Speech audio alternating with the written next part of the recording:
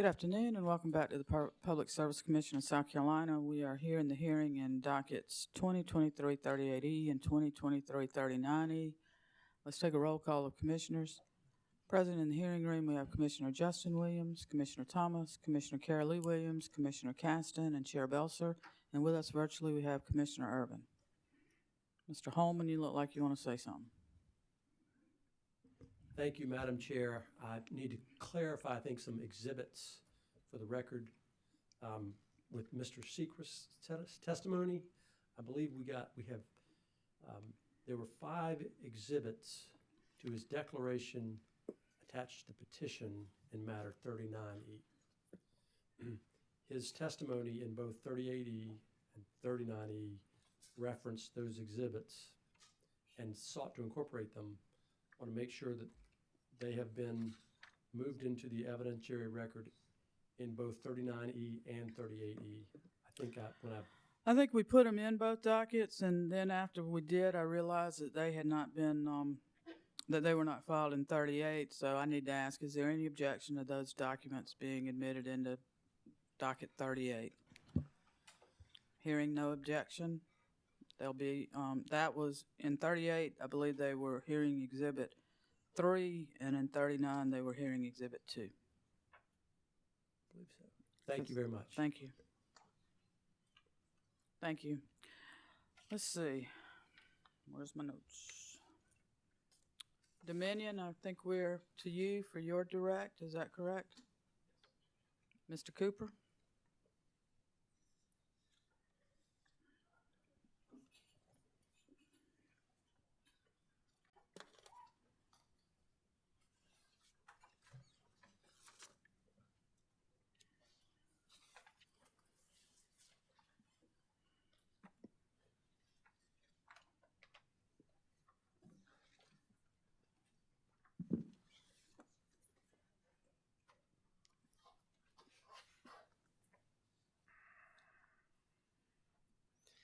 Good afternoon, Chair Belser and members of the Commission. Dominion Energy South Carolina calls Danny Cassis to the stand. Mr. Cassis, if you would raise your right hand, please. Do you solemnly affirm the testimony you're about to give will be the truth, the whole truth, and nothing but the truth? I do. Thank you. Mr. Cassis, will you please state for the record your full name? And by whom are you employed in what capacity? That microphone's not on, Mr. Cassis. There should be a button down there. I'm looking for the light. There you go. There you go. Thank you. Sorry, Mr. Cooper. I'm employed by Dominion Energy South Carolina. And in what capacity, please? I am the General Manager of Business Development and Customer Solutions. And are you licensed in South Carolina as a professional engineer? I am. This time, Chair Belser, we'd like to qualify Mr. Cassis as an expert in utility engineering. Mr. Cassis has been offered as an expert in utility engineering. Are there any questions, voir dire, or objections to qualifying Mr. Cassis? Hearing none, the commission... Chair Belser. Excuse me?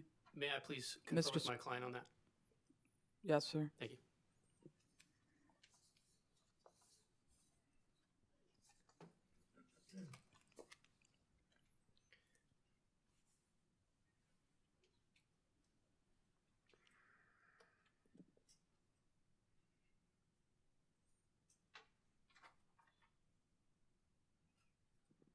No objection from CCBO. Thank you. The commission will qualify Mr. Cassis as an expert in utility engineering. Thank you. Mr. Cassis, have you prepared or caused to be prepared under your supervision direct testimony of 18 pages that was previously filed with the Commission on March 13, 2023 in this docket? I have. Do you have any changes or additions to your pre-filed direct testimony? I don't. Now, if I asked you the same questions here today, would your answers be the same? They would. Chair Belser, at this time, I move that the pre-filed direct testimony of Mr. Cassis be admitted into the record as given orally from the stand.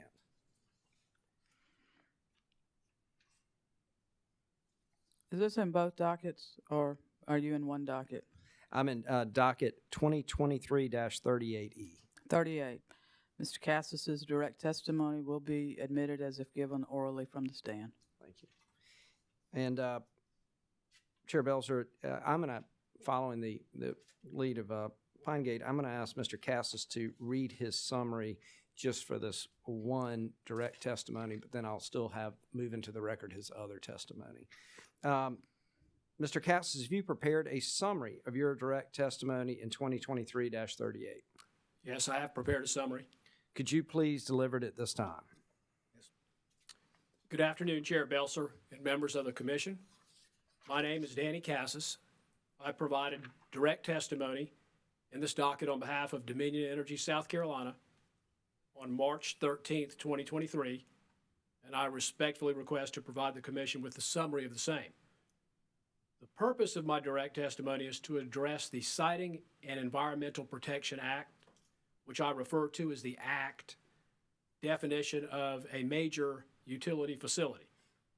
The ACT defines a major utility facility as a generating facility designed for or capable of operating in excess of 75 megawatts. I address whether the threshold capacity of 75 megawatts set forth in the Act refers to a facility's generation capability at the site level, often referred to as the direct current or DC capacity for solar generation, or the grid level, often referred to as the alternating current or AC capacity. Measuring a facility's capacity at the site level, which is its DC rating, provides the most accurate picture of a generator's full capability and aligns with the plain language of the Act. On the other hand, output at the grid level, which is the AC rating, can be far lower than a facility's true capabilities because it can be intentionally manipulated by controlling devices such as inverters or governors. Given that the Act specifically evaluates whether a facility is designed for or capable of generating more than 75 megawatts, DESC recommends that the Commission evaluate the facility's design for or gross generating capability at the site, the project's DC rating when applying the 75 megawatt threshold. The Act requires the Commission to evaluate certain major utility facilities which are designed for or capable of operating at a capacity of more than 75 megawatts in the pre-construction phase. More specifically, the Act defines commence to construct as clearing land and excavation. The Act further requires that each applicant seek an environmental compatibility certificate must provide notice to certain government agencies. The agencies that must receive notice under the Act are those charged with 1, protecting the environment, 2, planning land use. The municipality where the generating facility will be constructed must also receive notice. The Act requires that each proceeding include the South Carolina Office of Regulatory Staff, the Department of Health and Environmental Control, the Department of Natural Resources, and the Department of Parks, Recreation, and Tourism. The Act also specifically provides the opportunity for any domestic nonprofit to petition to be part of the proceedings so long as it was formed in whole or in part to, among other things, promote conservation, protect the environment, and promote the orderly development of the area in which the facility is to be located. I also addressed the difference between AC rating versus DC rating. The AC rating focuses upon the grid level and measures the amount of power injected at the grid level. This can be different from what a generator is capable of generating or designed for gross maximum generating capability of a generator.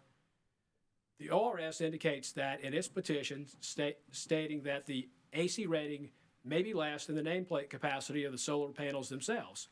Put another way, the amount that a facility can place on the grid can be changed to be less than the facility's maximum designed for gross generating capability DC at the site. This difference can be the result of additional equipment, such as an inverter or controller, or because of contractual restrictions set forth in the interconnection agreement. There are other rules and regulations that focus on the impact of a generating facility at the grid level. NERC reliability standards and PURPA typically focus on generator plants' impact at the grid. However, when addressing the question before the Commission, whether what is meant by design or capable of more than 75 megawatts, you simply cannot point to another rule for guidance without also examining the purpose and intent of that legislation or regulation. The federal requirements provide no relevant information with respect to determine how to best apply the standards set forth in the Siting and Environmental Protection Act. The Act does not have the same focus as these regulations. The standards set forth in the Act is clear, should be applied as written. I thank the Commission for its time, and this concludes the summary of my direct testimony. Thank you, Mr. Cassis. And Mr. Cassis, did you also prepare or cause to be prepared under your supervision direct testimony of 19 pages that was previously filed with the Commission on March 20th, 2023 in docket 2023-39-E? I did. Do you have any changes or additions to your pre-filed direct testimony? I do not. If I asked you the same questions here today, would your answers be the same? They would. Chair Belzer, at this time, I move that the pre-filed direct testimony for Mr. Cassis be admitted into the record as if given orally from the stand. Mr. Cassis's pre-filed direct testimony in docket 2023-39E will be entered into the record as if given from the stand. Thank you, Chair Belzer. At this time, Mr. Cassis is available for cross-examination by other parties. Any questioning by the Commission? Sasiba?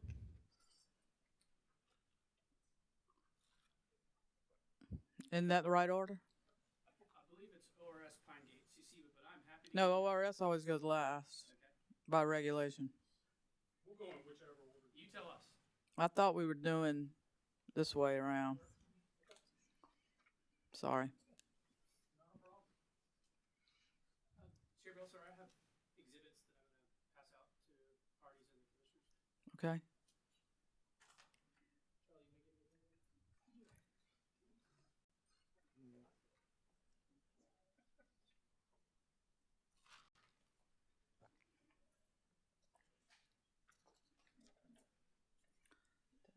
Am I supposed to start with Pinegate?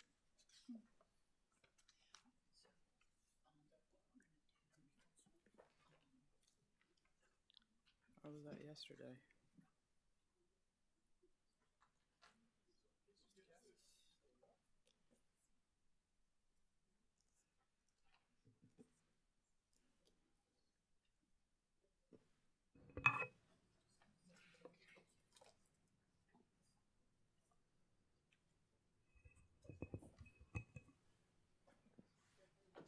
Mr. Cassis. Mr. Spear, maybe we pause a minute. Mr. Cooper, was there an exhibit to Mr. Cassis's testimony in 39?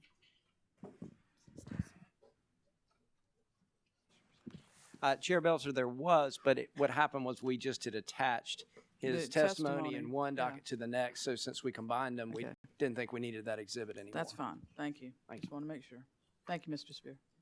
Good afternoon, Mr. Cassis. My name is Taylor Spear. I'm with the law firm Fox Rothschild, and today I represent the Carolina Clean Energy Business Association. I have some questions for you. Appreciate your time. Prior to this proceeding, you have testified before this commission in solar and storage dockets exclusively, correct? Not exclusively, but the majority, yes, of my testimony has been. Where have you testified in a proceeding before this commission that's outside of the context of solar and or storage? Vegetation management, hearing ex parte. So, An ex parte briefing. Okay, but you didn't provide actual testimony in a contested proceeding other than solar and storage, right? I think the listing, what we submitted in evidence of the proceedings is accurate. Understood. And so you've never testified in a Siting Act proceeding before this commission, whether it be solar or a thermal generation unit either? That's correct. And you've never testified in a like facility determination request by Dominion Energy, correct? That's correct. Do you dispute the fact that in your prior testimony before this commission and the dockets that you've identified in your testimony, would you dispute the fact that you have never at any time referred to a solar facility with respect to its DC rating? I don't know for sure whether I've ever referred to it on its DC rating. I do not know that. But you don't dispute that fact. No, I don't dispute it. Okay. In preparation for your testimony today, I presume that you would have thoroughly reviewed the Lampert docket, which we understand to date to be the only facility, only solar facility that's gone through Siting Act review. Is that correct? You have reviewed Lampert. No, I have not. Okay. So you're here to testify today on behalf of Dominion, and much of your testimony is an interpretation of the Siting Act, and you have not reviewed, at least the order, you haven't reviewed the order from the commission and the two solar facilities that have gone through Siting Act review before this commission, correct? I didn't review the Lambert doc, no. Okay. So you would not dispute it then if I told you the fact that in the commission's order, in the Lampert dockets, well, let's back up. Are you familiar with what I'm referring to the Lampert dockets are? I can give you, you are. Yeah, I am. Okay. There were projects that were had a greater than 100 megawatt AC rating. So And it's very clear what they needed yep. to do. Yep. Absolutely. And those two facilities went through full Siting Act review before this commission last year, correct? I believe that was the time schedule. And would you dispute the fact that I told you that that order came out last year, 2022? If your council would like to review it, it's order number 2022-712. So that came out in 2022, correct? I believe so. And that's after, isn't it, that Dominion intervened in the Savion case, correct? I don't know the timing of the Savion case, so I don't know if that's accurate or not. I just remember the Savion case being roughly 21, so I don't remember the exact dates now.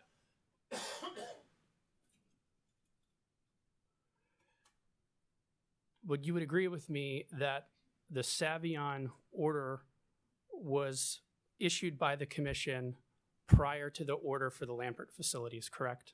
Which was order number 2022-712.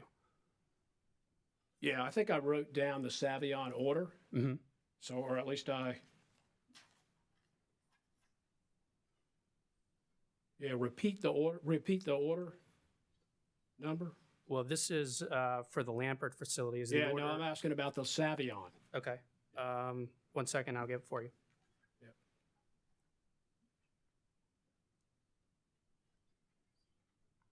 Would you dispute if I told you it was 2020? No. Okay. All right. It was a while back. Yep. Yeah. Okay. Without, pulling it up, because it's certainly here. It's 20 or 21. Bottom line, when the commission issued its order in Lampert, it was on notice of Dominion's argument in the Savion case, correct?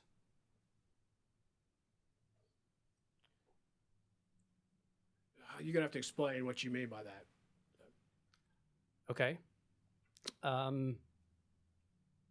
Well, I will do that. Let me jump ahead here for a second. This might help you understand my point. I've reviewed the Lampert order, and I'm asking you this question. Would you dispute that in the Lampert order, the commission did not refer to the DC rating of those two facilities one time? I think that could be possible, yeah.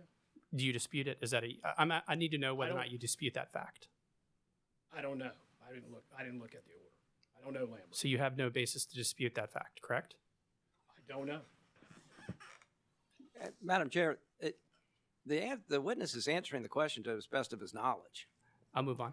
Thank you. I know that you informed me that you didn't review the Lambert docket, despite the fact that it's the only solar facility to have gone through Siting Act review before this commission. But would you dispute it if I told you that the record for one of those facilities is over 2,000 pages, and the DC rating of that facility was reported to the commission in only one document, one time, in over 2,000 page record? Would you dispute that? I have no reason to dispute it. Okay. And I don't want to interrupt you. Are you finished? same question with respect to the second facility. It's over a 2,000-page record. The DC rating of that facility was reported to the commission in only 1 page of that entire record. Yet the commission issued an order approving those certificates, did it not? I believe it did. Okay.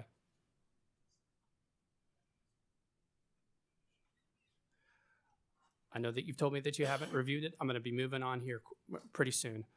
But I want to ask you this. Would you dispute the fact that during the actual testimony for that hearing, the DC rating of the 2 Lambert dockets was never reported to the commission? I wouldn't have any way to know. We'll move on. We're going to be talking about the interconnection procedures. As a qualified utility engineer, you have experience with the South Carolina Public Service Commission's interconnection procedures, correct? Some experience. I don't think I've ever testified before the commission on those interconnection procedures. I think that I'm going to have some specific questions about them, but the binder will help you. It's mostly there. And fairness to council, if you want a full and complete copy of everything that's going to be discussed in that binder, I do have it. Okay.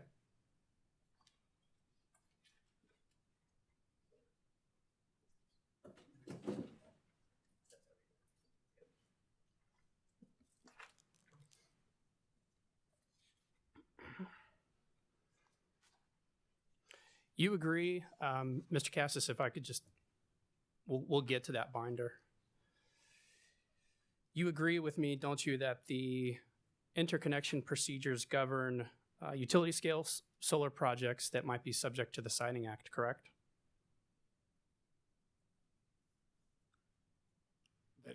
Interconnection procedures govern anything that operates in parallel with the utility system. Well, I think specifically, though, the interconnection procedures that we're referring to, they apply to inverter-based systems, isn't that right? Right. Interconnection applies to inverter-based or thermal. I mean, you have to have an interconnection.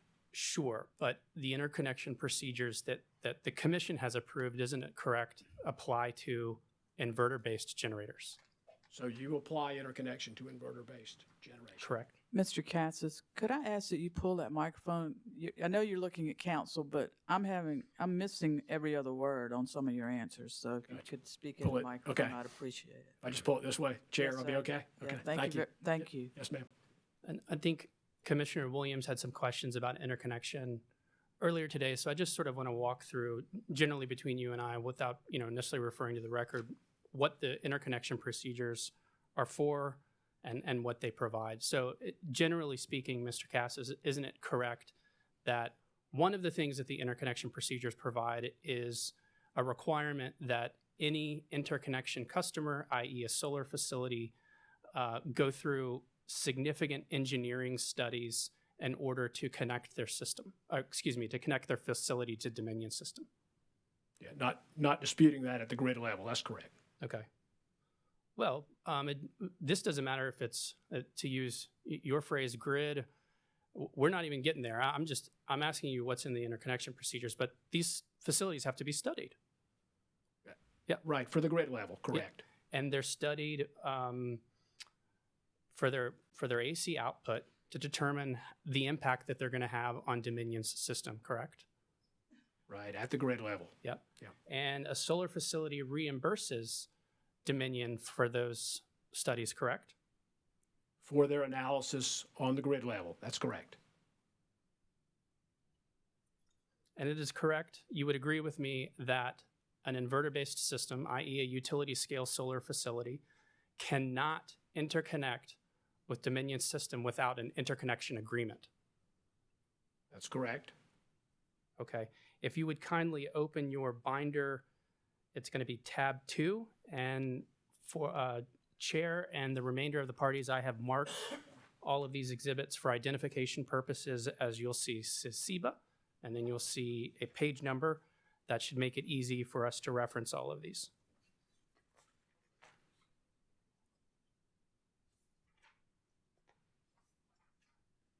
So my first question, Mr. Cassis, to you is, are you aware that the interconnection procedures define nameplate capacity of a solar facility by reference to its AC rating. I am at the grid level, that's correct.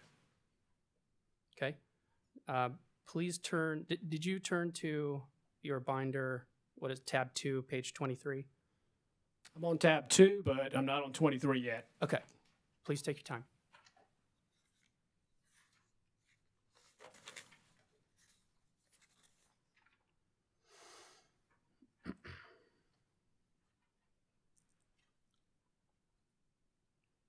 Mr. Cassis, the interconnection procedures have a glossary of terms, is that correct? They do. Okay, I'll present to you that CCBA 23 is part of that glossary of terms. And I would like for, here, I'll make this easier. I'm going to read, please follow along with me and tell me if I've got this right. But the definition for nameplate capacity is, and these are the interconnection procedures that have been approved by the South Carolina Public Service Commission, correct?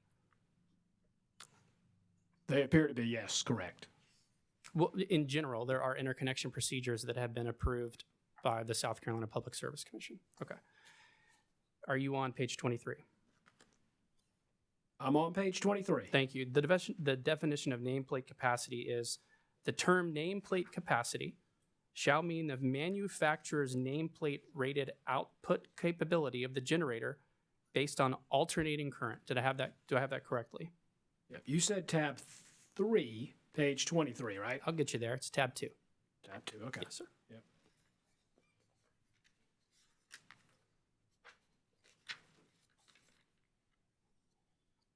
Okay. My tab 2 has no page 23. Mr. Cassis, the page number is in the upper left corner of each page that he's marked in the binder. Got it. Thank you. Thank you, Chair Belson. Well, if you weren't there, I'm going to have to read it again. Are you with me on the definition of nameplate capacity under the interconnection procedures? Chair. Yep. Chair Belzer, I have a question. The draft that we've been provided of the SCGIP says draft, and it says effective, and there's no date, and it just says 2020 on the year, but the effective procedures are 6/18/2021. So are you intentionally using, what are you using here? I can respond to that. Actually, Chair. Well, I'm sorry, my question, is directed to the chair, but that's my objection, and for him to reply to you, not to me. I don't know. I'm just following along in this notebook, and my notebook is not the same as your notebook. I think yours has the complete They have both documents. copies. So, Yeah. I'll have to ask Mr. Spear to please explain. Sure thing.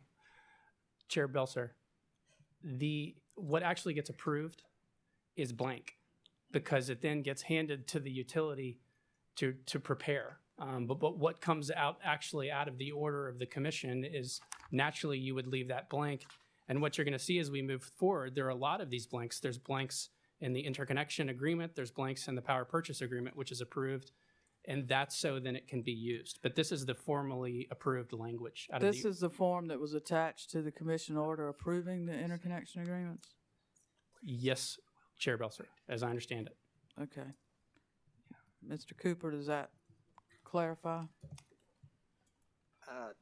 Give us a second. I'm not certain what I understand that there would be an effective date, based on a commission order. I just want to make sure. No, sir. I take what Mr. Spear is saying is that the effective date is the date that this is executed between the utility and the.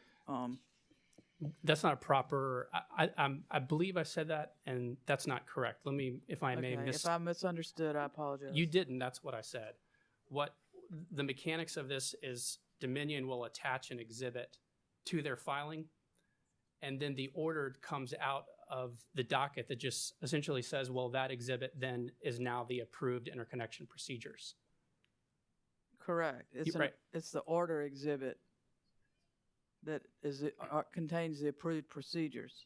The Correct. Exhibit attached to the order. Is this from that order? Yes, Chair Belser, and it's the most recent one because it goes through the cluster study process as well. if you'll go down it, that's in the cluster study. So I'm understanding you did not choose the DESC approved procedure. You took a commission approved procedure. I just want to know which version we're working off of. I mean, that's ultimately what I'm trying to get. Well, my Well, point was to get to what's been approved. Is the Dominion approved procedure different than what the commission approved? No. Okay. Tell me. The Dominion exhibit, the DISP appendix is also included in that as well. Well, I guess to be clear, I mean, the reason why I'm asking is that Duke filed amendments to the South Carolina Generator Interconnection Procedure. It has a procedure that's effective 8/20/21. Dominion filed an amendment, both having to do with cluster. Those were commission approved. Dominion's is effective 6/18/2021. And I'm just trying to determine, are we working off of Dominion Energy's interconnection procedure? Or are we working off of Dominion Energy's most current, or are we working off of a generic procedure? Because the one we have has a date, and it's 6/18/2021. And that's not I don't think that's a Dominion affixed date. Mr. Spear, which document did you take this purported exhibit from? They came from the 2019 326E. And I'll add that Dominion and Duke's interconnection procedures are the same until you get to the DISP appendix. The DISC appendix. Which appendix? It's like Okay, it's the the CS. I thought there was something called the DESC CS schedule, which was the Q reform, and I don't recall off the top of my head what the Duke one was. But I'm using an acronym, Definitive Interconnection Oh, Study okay. Procedures. It sounds like DESC. So, okay. is there a particular is there a suggestion from council that these are not authentic? I mean, it's One at a time. Please. Well, it's a large document. We're just looking at it. We're not making any suggestions. We're seeking clarification to know what the witness is being examined on. Well, let me ask a question. Have these definitions that are in the interconnection agreement, have those changed since the first approval of the SC GIP in, what was it, 2016? No, Chair Belser, they have not. There's There's an open docket for that. There are some.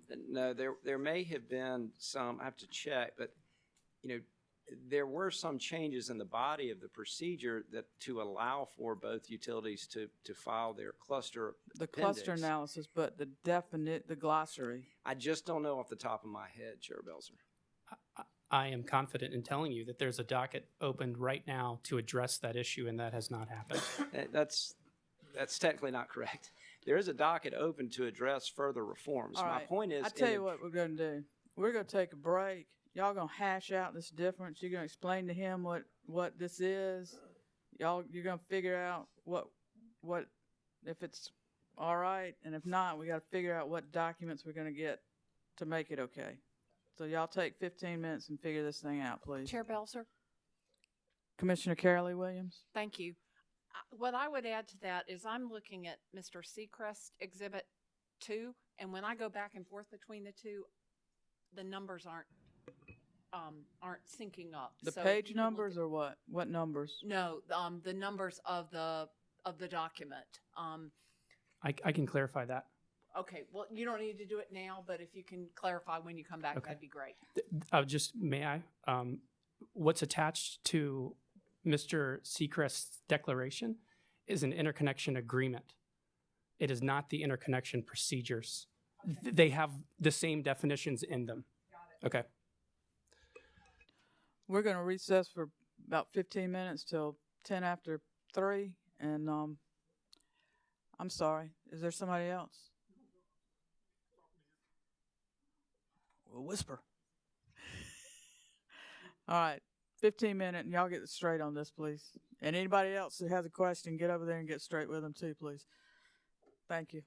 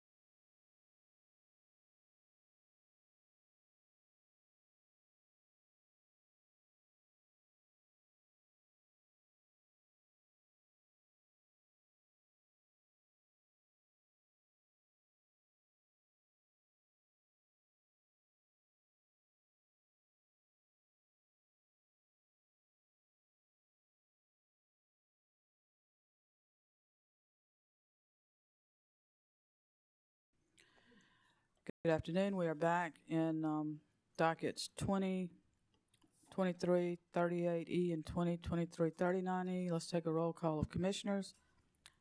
Commissioner Irvin is with us virtually. We have 5 commissioners in the hearing room.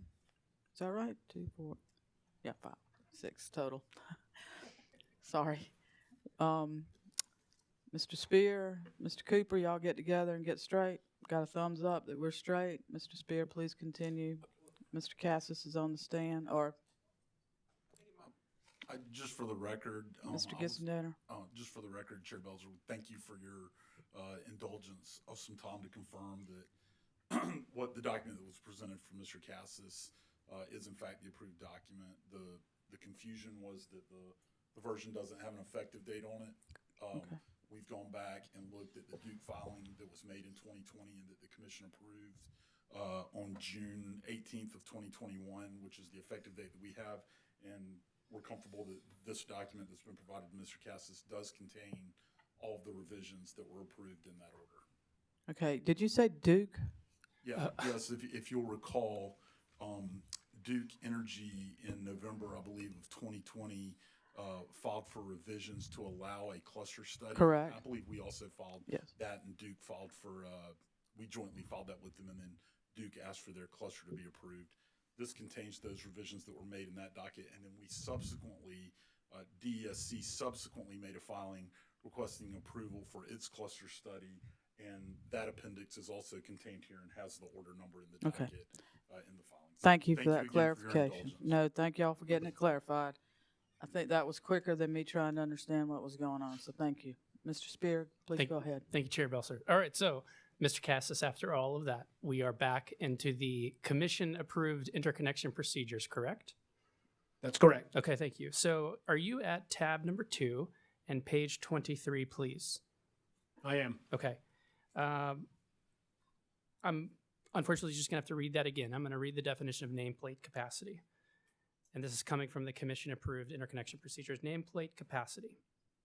The term nameplate capacity shall mean the manufacturer's nameplate rated output capability of the generator based on alternating current. Did I read that correctly? That's correct. Okay. And then there's one sentence, we're going to skip that, but I want to highlight the next part. Correct me if I'm wrong. For inverter-based generating facilities, the maximum related capacity or nameplate capacity shall be the sum of the inverter's maximum rated capacity AC in megawatts. Do I have that correct? Almost. You Yep. read the word. You said related. It's rated. Rated. Thank you. Yeah. So under the South Carolina approved interconnection procedures, a generating facility is more than the sum of its parts. It includes its inverters, doesn't it? You just read the nameplate capacity. That's right. Is the answer yes? You just read the nameplate capacity. Repeat the question and I'll answer. Yeah. Under the South Carolina commission-approved interconnection procedures, the nameplate capacity of an inverter-based system includes the sum of its parts. It's the inverters as well as the solar modules, correct? Yeah, in the interconnection. Yes. And capacity, we have seen this word before. It appears in the Siting Act, does it not? You know what? I don't know if it actually appears. I think it's designed or capable of. It's a derivative of capacity. Well, that I will tell you, you do not focus on that word in your testimony, but I will read the Siting Act definition to you. This is the definition of a major utility facility. It means an electric generating plant and associated facilities designed for or capable of operation at a capacity of more than 75 megawatts. Yeah, I do see it. You're correct. Okay. Do you have a copy of the Siting Act with you? Yeah, I do. I'm afraid to ask y'all what date and when it was. I believe it was 1971. I believe my counsel gave it to me, so I'm fairly certain it's up to date. Okay. If you would kindly turn to your binder, we're going to continue to go through the interconnection procedures. So as a part of the South Carolina Commission approved interconnection procedures, part of the process should an interconnection customer want it, is to request a pre-application report from Dominion, correct? You're asking a lot of questions about interconnection. I just want you to know while I deal with renewables, I don't deal specifically with interconnection. But you have been approved as an expert in utility engineering, correct? Utility engineering, not interconnection, specifically. Okay, can you answer the question? Do you need me to repeat it for you? Repeat it. Yes, sir. And this may help you. I'm in the same tab, page 13.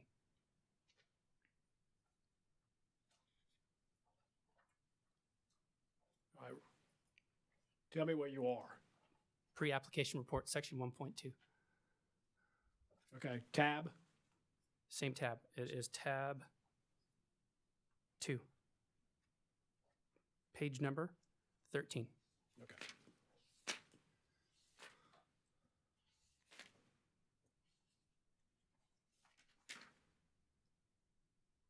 Got it. Do you need me to repeat the question? I'm Repeat happy to it, do it. yeah. Okay, sure. So one opportunity for an interconnection customer, if they are considering interconnecting with Dominion, is to request from you a pre-application report. Is that correct? That's correct. Okay, and when I say the report here, strike that. You would agree with me, the application here that we're referring to is an interconnection customer's interconnection application, correct? Just trying to give some context here.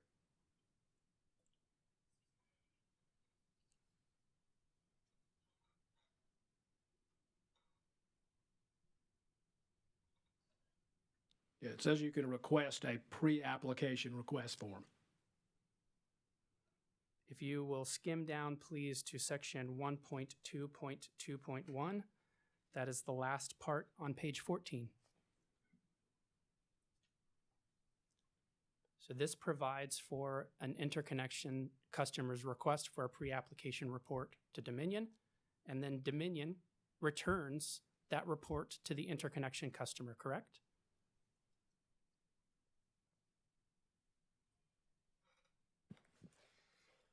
Chair Bell, sir, the witness has said he is an expert in utility engineering, not processes, interconnection processes.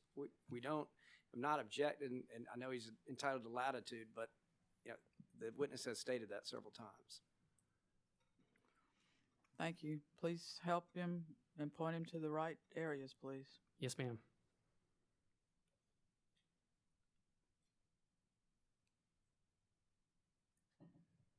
Bottom line, Mr. Cassis, without having to refer to the document, do you know that an interconnection customer has a right to request information from Dominion, and the report might provide information such as capacity on a feeder at which it is considering interconnecting to? I agree. They have the right, yes. Okay, so what I'm at here is that if you will refer to section 1.2.2.1, this tells Dominion what must be in that pre-application report. Do you dispute that? Nope, I do not dispute that. All right. When you look at section 1.2.2.1, one thing that has to be in that report is the total capacity in megawatts of substation area, bus, et cetera, correct? That's correct.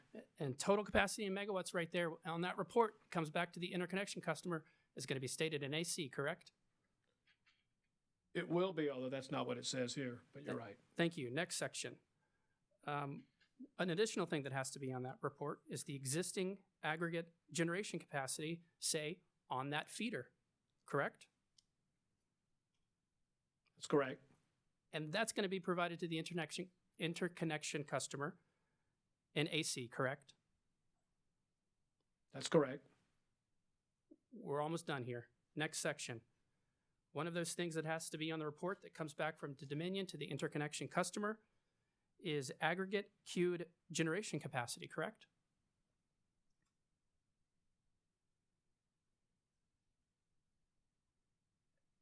That's on CCBA 15 at the top.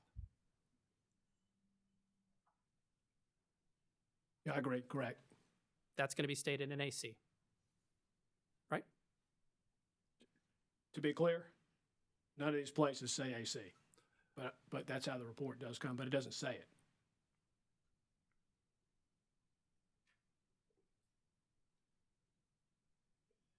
it.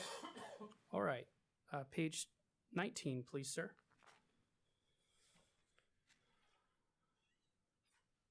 And we're going to be looking at section 6.10.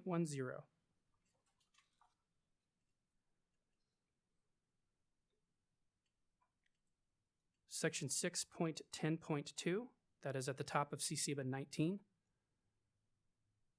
We're talking about the capacity of a generating facility. Does this section say the interconnection request shall be evaluated using the maximum rated capacity AC of the generating facility? Is that what that says? It does. Meaning, when Dominion studies an interconnection request that it's been given, it's going to study it in AC, right? At the grid level, yes, it's going to study it in AC. You've said grid level a few times. I've seen it in your testimony.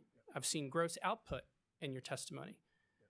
Can you tell me whether or not grid level and or gross output appear in the interconnection procedures that have been approved by the South Carolina Public Service Commission?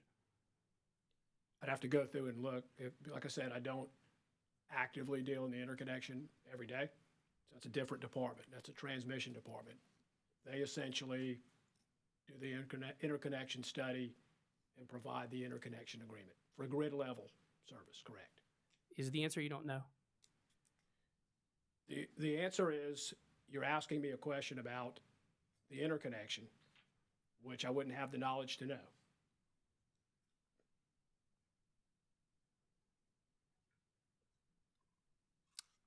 We've heard about the appendix to the South Carolina approved generator interconnection procedures for Dominion, correct? Your council has discussed that?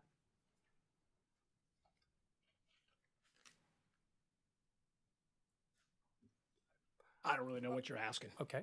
Are you aware that Dominion, your employer, the one that you serve as a utility engineering expert for, has applied for amendments to its interconnection procedures to incorporate a cluster study process? Yeah, I'm familiar, that's true. Okay.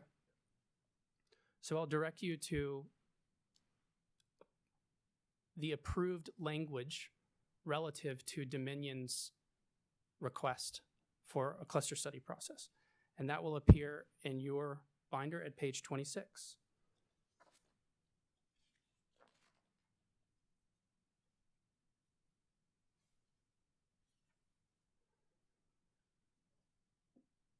Does that page discuss the definition of what maximum generating capacity is? It has a definition of maximum generating capacity, yes.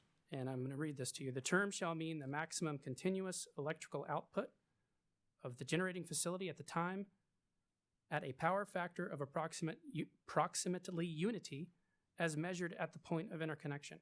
Correct? That's correct. AC is delivered to Dominion at the point of interconnection, correct? AC is delivered at the point of interconnection. All right. This next sentence is important. We're going to run across this later when we go through the interconnection agreement. The requested maximum generating capacity will be specified by the interconnection customer in the interconnection request, and an approved maximum generating capacity will subsequently be included as a limitation in the interconnection agreement. Did I correctly state that? You read that correctly. We'll go through that limitation later.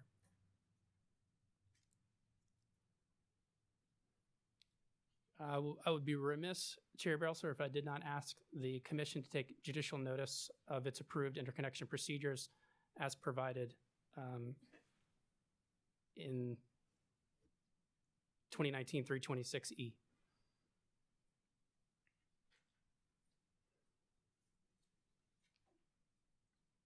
Commission will take judicial notice of its order 2019-326E. Thank you, Chair. Are you aware, Mr. Cassis, that it's Dominion that drafted the appendix to its interconnection study procedures for the cluster study process? Correct, for grid level interconnection. That's correct. I need to clarify something. I apologize, Mr. Cassis. That was the docket number you gave me. Correct. You want the order? Well, it's a mixed match of a few orders. May I provide that to Yes. the commission at a later date? Yes. Thank you. Just make sure that give a copy to the parties because they need notice of that too. Yes, ma'am. Thank you. We'll getting close to moving on, but I want to ask you: the interconnection customer has to give Dominion a deposit, correct, with its interconnection application? That's correct. Would you dispute me without having to go through the interconnection procedures if I told you that in the procedures, that deposit is stated as a measure of the AC capacity of a facility? Wouldn't dispute it.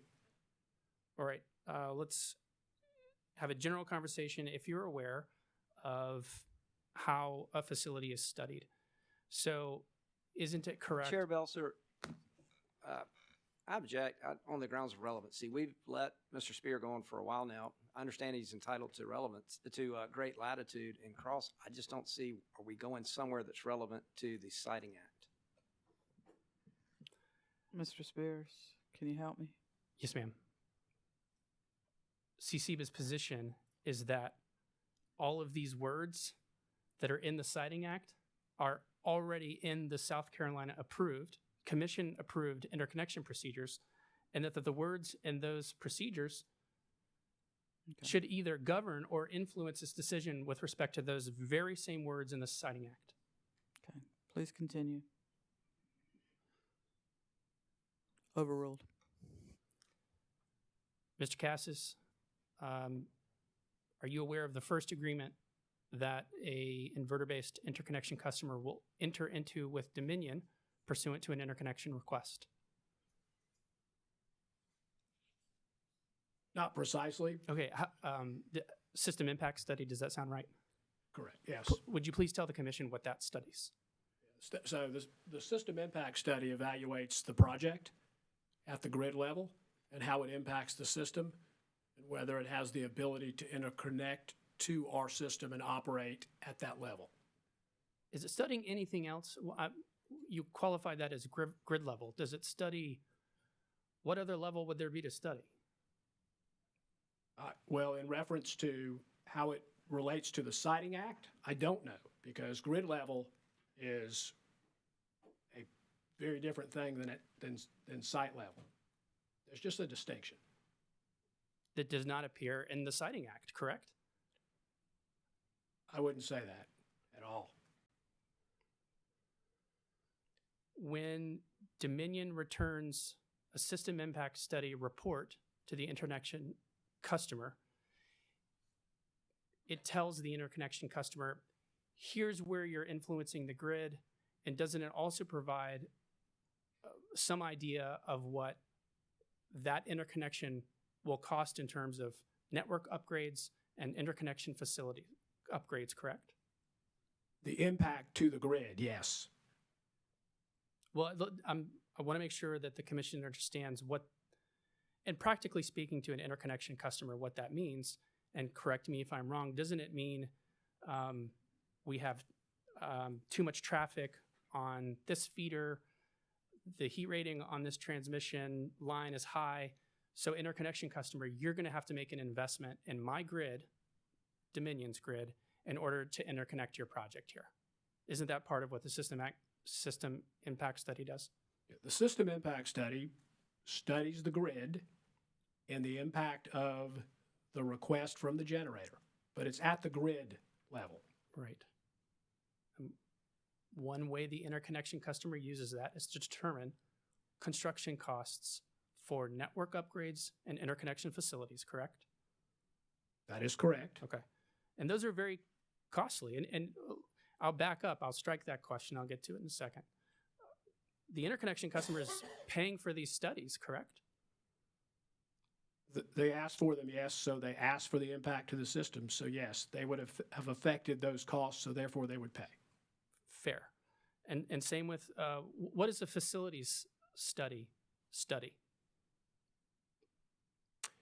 I'm not precise on the definitions, again, in the interconnection process, but it would study, I assume, the facility and its impact on the grid. You would agree with me that when interconnecting, let's say interconnecting Catalina, there are traditionally interconnection costs that are in 7 figures at least and can often move into 8 figures, correct? Just depends on the impact to the project on the grid. No, sir, I'm directing you to, I'm just trying to get an idea of, say, the actual money involved. Would you agree with me that interconnecting... Objection. What's the relevance of money that any one particular project has or costs because of a system impact study or facility study? I'd be delighted to answer that. We need to move on, Mr. Spears. I know you're trying to lay some groundwork, but let's move it along. I'm going to sustain that. May I be heard and why it's relevant? I'll move on. All right, let's go to Catalina's interconnection agreement. And I will direct your attention, sir. That's tab 3.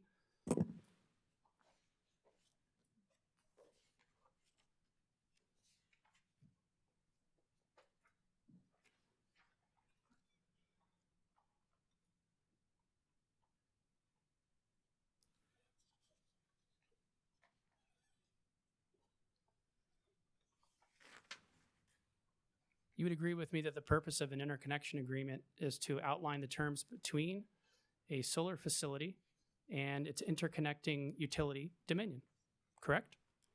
That's correct. And that document governs the terms upon which an inverter-based system will operate in parallel with Dominion's system, correct?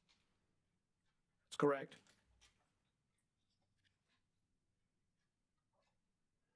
I'll direct your attention to page 34 and 35, sir. Section 1.6. That's titled Disconnect Switch Required. And without reading it, doesn't that provision, I'm speaking to myself, you're welcome to take as much time as you like to read it, but doesn't this provision require an interconnection customer such as Catalina to physically install a switch on Dominion's system that will disconnect that facility from Dominion's grid, correct? That's correct. Disconnect from the grid. In other words, Dominion would be well within its rights under this agreement to inform, say, Catalina, that it's not honoring the terms of its interconnection agreement. You're done. We're pulling the switch. Doesn't the interconnection agreement provide that right to Dominion? Well, specifically, no, not that provision. All it says is you have to have a disconnect switch, and it's required. That's what it says. I concede that, and I'm trying to just speed it up here. Do you need me to repeat the question? You asked I wasn't asking about that specific section. I'm just asking about the interconnection agreement generally. Okay, it does require a switch, yes. 1.6 Right. does require a switch, a disconnect switch. And you would agree with me, wouldn't you, if a solar facility like Catalina did not honor its terms under this interconnection agreement, that Dominion at its election could pull that switch, right? If a solar asset was impacting the grid negatively, even if we'd studied it, because it happens, yeah, then you would want to have those, as a electric utility, you would want to have the right to disconnect if the asset was not performing. That's correct.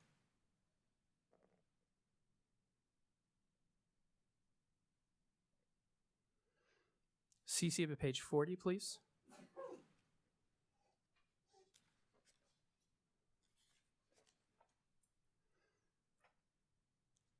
And I'll tell you, sir, I'm not sure that I mentioned this, just for clarity. This is Catalina's interconnection agreement with Dominion, isn't that right? This is a complete record that you have. Yeah, I'm not disputing that. Okay. And this is already in the record, Commission, because this was an attachment to Jeffrey Seacrest's declaration.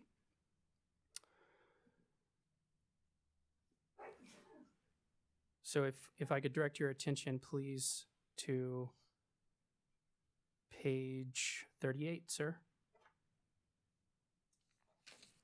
This is the termination clause under the for Catalina's interconnection agreement.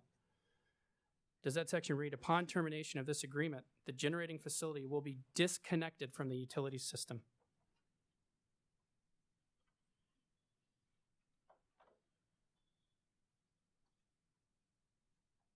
Yeah, that's what it says.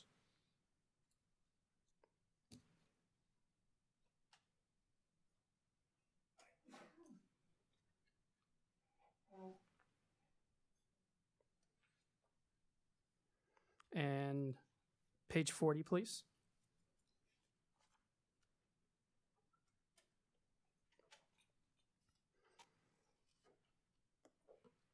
Section 3.4.6, failure to maintain compliance with operating requirements. Dominion, under its interconnection agreement with Catalina, can disconnect a facility for failing to maintain the facility's operating requirements. Isn't that right? That's correct. And that's a continuing obligation. That's not just a one-time done deal. Isn't that language there suggestive that the interconnection customer must provide proof of compliance with this agreement before it can be reconnected? Yeah, that's how it reads. That's a continuing obligation. That's correct. Let's go through what the operating requirements for Catalina are.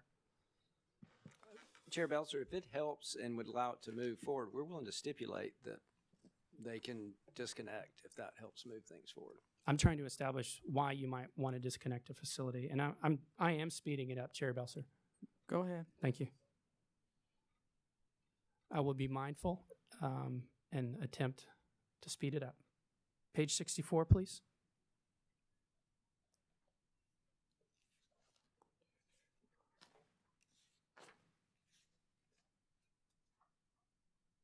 Fourth paragraph. Are you there? Yes. Okay. So part of the operating requirements under the interconnection agreement are stated there. Each inverter will be programmed such that the maximum allowable output shall not exceed its nameplate kW rating, correct? That's correct. And we've already established that Catalina's nameplate kW rating is its nameplate capacity based on the definitions of the interconnection procedures, right? In the interconnection procedure, it does say AC in most places. Do you know where it says DC? No, but I just showed you some other places where it didn't say either. Those previous questions.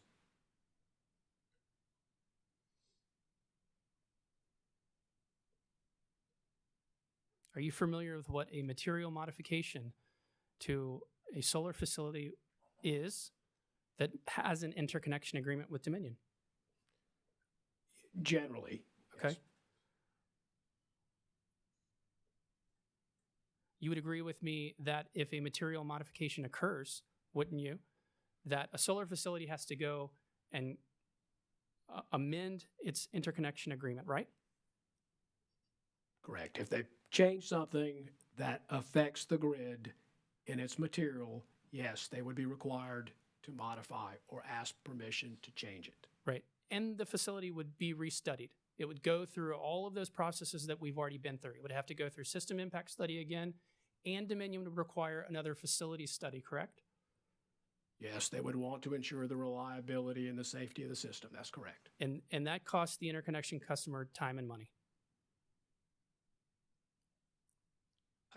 Yeah, if they ask for the study and want to make the modification, they're the cost causer. Yes, they would have to pay for it. So there's a disincentive for an interconnection customer that has an AI with Dominion from monkeying or touching anything, correct? I don't know if I'd agree with that. So if there was a way for them to monetize differently with a different product, there might be an incentive to do something different. As a utility engineering expert with Dominion, have you ever seen that happen? I've had a lot of discussion about it.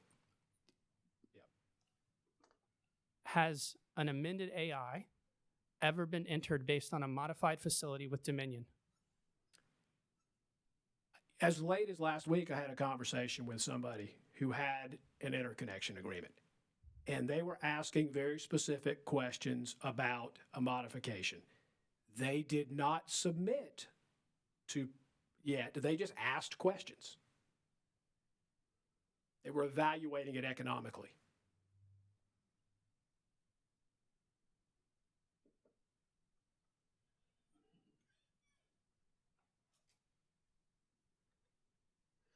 If there was an amendment, let me ask you this. If there was a material modification that required an interconnection customer to seek an amendment with Dominion, and in Dominion's view, that amendment would require Siting Act review, would Dominion approve the interconnection amendment without an order from the South Carolina Public Service Commission?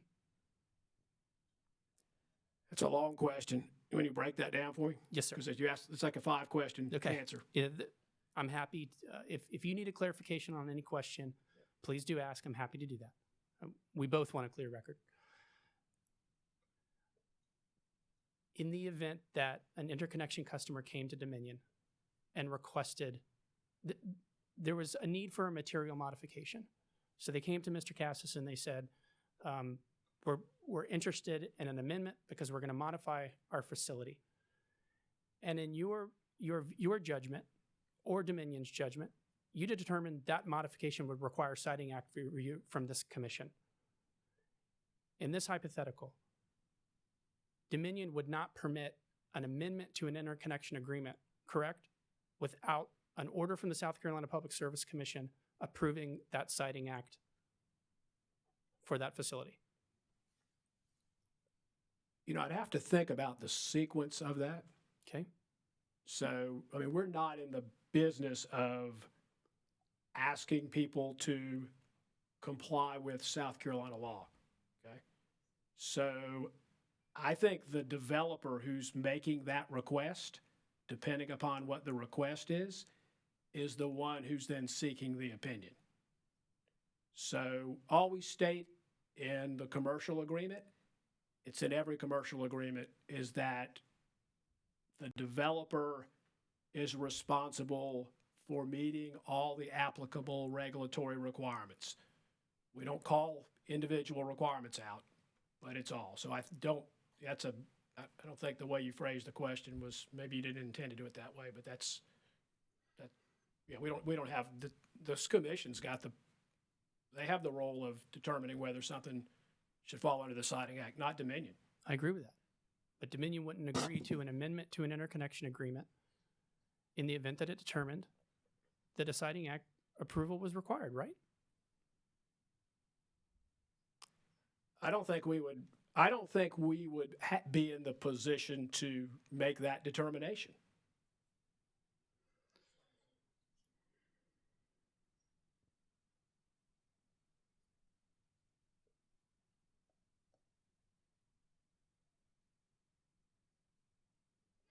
All right, we'll move on to the power purchase agreement.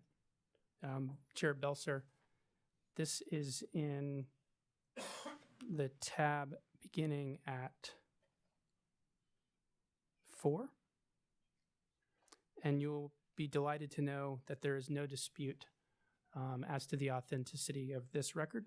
It was discussed previously during the break. Mr. Cassis, you are aware that the South Carolina Public Service Commission has approved form power purchase agreements from utility-scale solar facilities, including those that are subject to the Siting Act, correct? That's correct. All right. And if an interconnection customer wants to interconnect with Dominion's system and they want to sell power to Dominion, they have to use this form, right? This is the commission-approved form. Is that a yes? That's a yes. You would agree with me that an executed PPA means everything to a solar developer. That's how they make their money. That's how they sell power, correct? They need a PPA. It's also critical for Dominion's planning purposes, isn't it? This document. It's important. And you were very familiar with Dominion's PPAs. You would agree with me, you testified at one point that you had signed over near a gigawatt of PPAs for Dominion, right? That's correct. Let's turn to page CCBA 94. That is beyond, it's tab 4 and page 94. When you're there, Mr. Cassis, please tell me. 94. All right. I'm going to read this because this is important. Do you see the first paragraph under recitals? I do. Whereas seller, a renewable energy supplier, as defined below, intends at its sole cost and expense to design, construct, and operate a renewable electric generating facility with a nameplate facility rating of blank megawatts. What, Mr. Cassis? What follows that? Megawatt dash AC nameplate capacity and anticipated first year net generation, megawatt hours, at the delivery point located in blank as described in more detail in attachment A. So the commission-approved solar PPA defines design, construct, and operate with respect to a solar facility's AC capacity, correct? To connect to the grid, yes.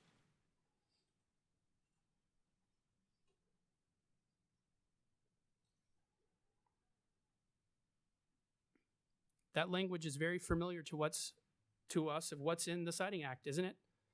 The term major utility facility means electric generating plant and associated facilities designed for or capable of operation at a capacity of more than 75 megawatts. Is that correct? That's the Siting Act. Say that again. I'm asking you, did I read the Siting Act correctly?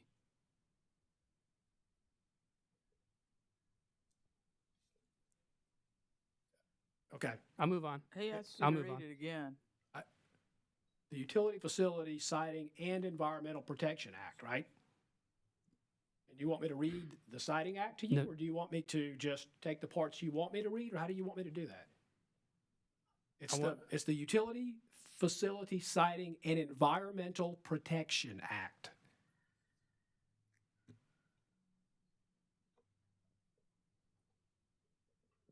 In the Form PPA that the South Carolina Public Service Commission has approved, isn't it correct that Dominion agrees to purchase the kilowatt hours generated from that facility at expressly that specified AC rating, correct? Service to the grid, yes. Not a different AC rating, that one right there that's stated. Well, there'll be a number there, and that number will be the number that they would commit to. Thank you, sir. In other words, Dominion has no contractual obligation to purchase power from, say, Catalina if its capacity is over 74,970 kW AC, correct? 75,000 kWh is the limit for a PERPA contract. Correct. Do you want to? Well, actually, it's 80,000, and there's probably a reason why that 75,000 happens to be the number that people just decide they want to do projects for. Well, let me ask you it this way: when hopefully for everyone in this room, Catalina and Dominion do sign a PPA.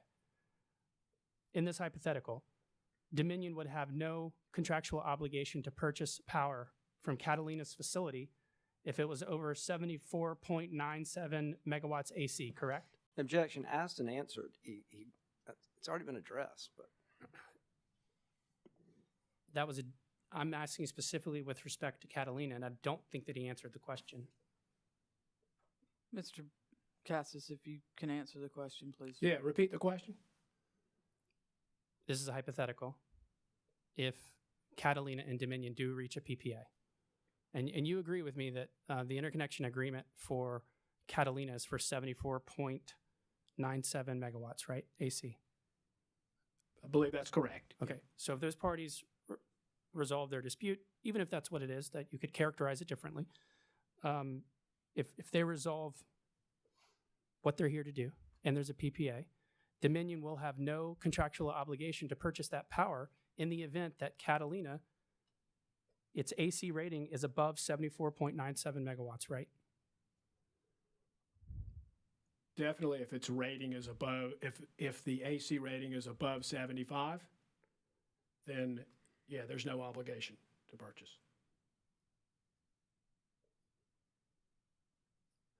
Are you aware that a solar developer defaults under the Form Solar PPA if it does not comply with all permitting? That's correct. And Dominion has demonstrated its resolve to enforce that provision. Isn't that correct? I'm not sure what your point is there. What's the question? Like, are you saying that we're the enforcer? Because we're not. So we're going to make sure that people do what they say. We're going to protect the grid. We're going to make sure it operates reliably. But there are certain things that we don't have control over that are the developer's responsibility.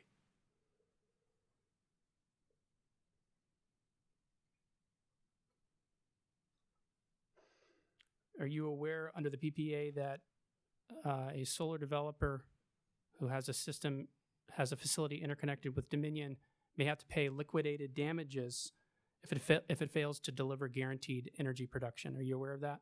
I am aware. Are you aware that the liquidated damages is stated in terms of the AC rating of the facility? I'm familiar with the liquidated damages. And it is a variable of the facility's AC rating, correct? Yeah, it's a formulaic approach. Thank you.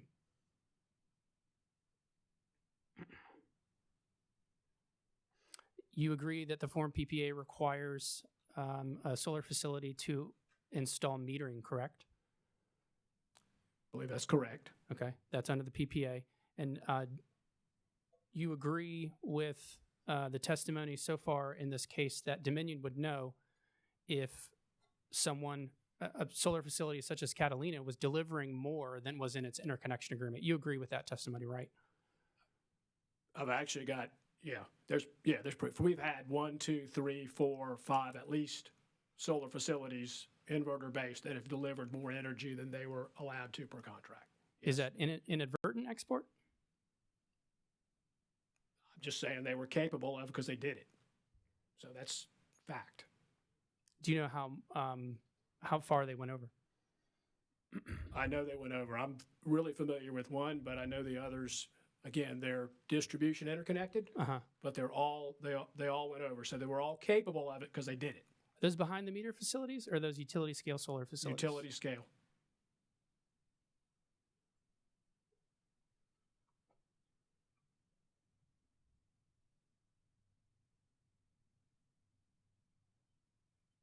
You would not dispute it, correct, that one condition of the PPA is that the seller, the solar facility, honors its interconnection agreement, right?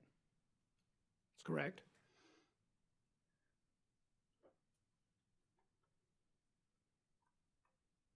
All right. Thank you for that, sir. We're going to move to tab 5. I am skipping Chair Belser with, and happy to do so.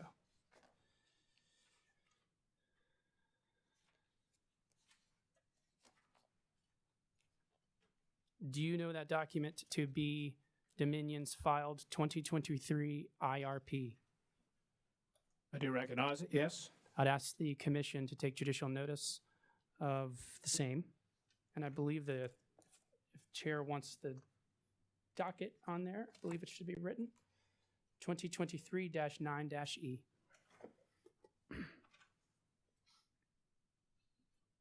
This is the IRP that's recently filed but has not been ruled upon yet, is that correct? That's correct, yes. Okay. Any objection? To judicial notice? I mean, it's a file. Sorry, Thank Chair, you. wasn't certain which Judicial one you were asking notice me, but will yes, be given no objection. to Dominion's 2023 Integrated Resource Plan filing. Thank you, Chair Belser. Mr. Cassis, you would agree that throughout the IRP, Dominion states the total solar capacity on its system with respect to the AC metric, correct? Yeah, there's various references. And those aren't just statements.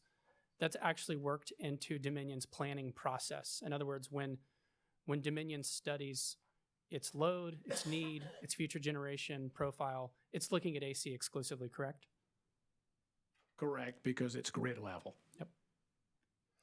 Are you aware of that the Siting Act has reporting requirements? In other words, and I can show you the section of the statute, but for Dominion's major utility facilities, it must report those to ORS. Are you aware of that?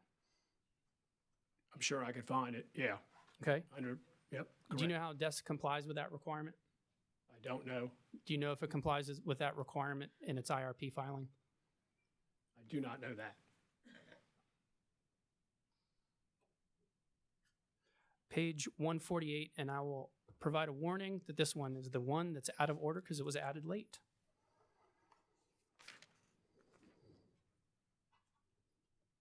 It's page 37 of the IRP.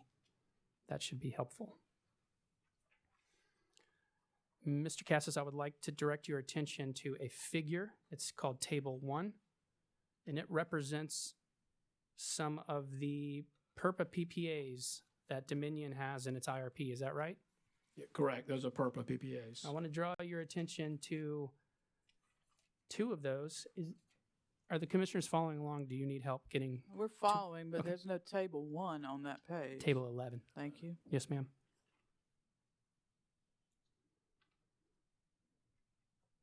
So there are two facilities that I see there that are rated at 74.97 megawatts AC. Do you see those, Mr. Cassis? I do. Do you know the DC rating of those facilities?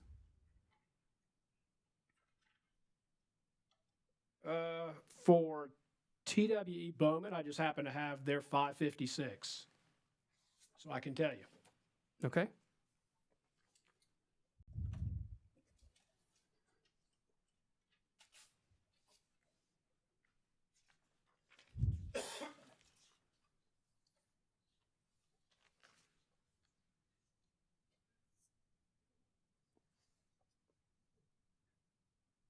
I'll just read it. The maximum gross power production capacity at the terminals of the individual generators under the most favorable anticipated design conditions. 101,980 kW. That would be 102 rounded up megawatts. I'm reading straight off the FERC form. Sure. And that would subject that facility to Siting Act review, would it not? I don't think that's my role to determine. Well, that's Dominion's position in this docket. I think you're missing the position. Okay. But that's not our role to determine whether that's the commission's role, we believe.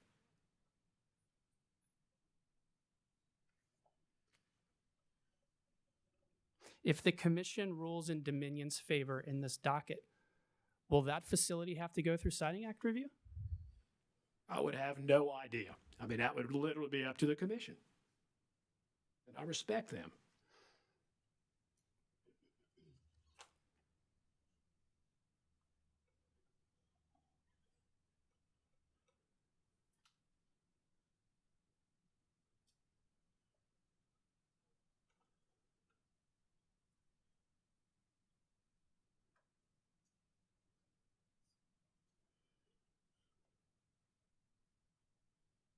If Dominion constructed a solar facility, would it not include the cost of the inverters as part of its construction costs and seek to rate base those costs of the inverters?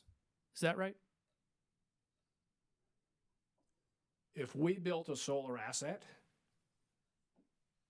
and it served our customers and it was the most prudent and reasonable investment and this commission approved it, then yeah, we would. Similarly, Dominion would include the cost of the interconnection facilities as part of its construction costs and seek to rate base those costs as well, correct? Chair Belser, object to the relevance. Whether it's a rate-based asset or not, how does that, the cost of that impact the Siting Facility Act and the question before the commission?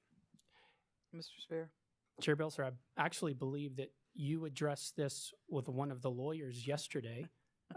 The reason that I'm addressing it is because it indicates, depending on the answer, how Dominion would treat an asset on its system and whether it would include the solar module and the inverter as the facility. Mr. Cassis, if you know, yes or no.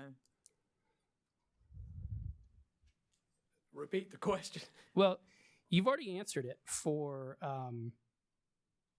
the inverter. I'm just asking the same question with respect to the interconnection facilities that were a part of the cost. If we built the facilities, and the only way we would build the facilities would be if this commission thought it was reasonable and prudent. We would follow all the rules that this commission laid out, and we would build that resource because it was the best resource that was available for our customers. Okay? We're wrapping it up here. Thank you for your answer. Mr. Cassis, you're not responsible for assessing or implementing environmental compliance for Dominion, are you? I'm not an environmental lawyer, no. You do not have a law license, correct? That's correct. You never installed or supervised the installation of an inverter-based system, have you?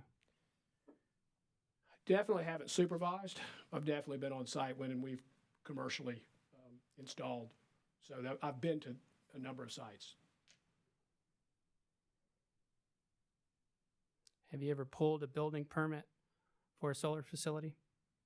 Not for a solar facility. Ever applied for zoning approval for a solar facility? Not for a solar facility. You are not an electrical engineer, correct? I'm a mechanical engineer, professionally registered in South Carolina. Have you ever been qualified to testify as a utility engineering expert in state or federal court? I don't think I've ever been qualified. I think this might have been the first time to seek that qualification. You ever designed a solar facility? Not a full design, no. Thank you, Chair Belser. Thank you, Mr. Spear. Thank you, Mr. Cassis. I appreciate your time. Thank you. Coastal Conservation League?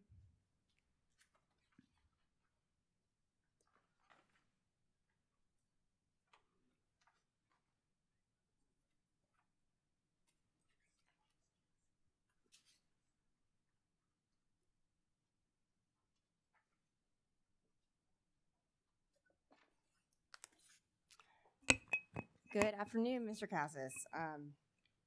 Kate Mixon on behalf of the Coastal Conservation League. I have what will hopefully just be a fairly quick cross-examination for you. Mr. Cassis, you wouldn't dispute that a gas plant is an electrical generating plant, would you? Would not. Okay. What is a gas plant? Like, let's say that you were just explaining that to a child for the first time. How would you describe it? I would describe it as a thermal asset.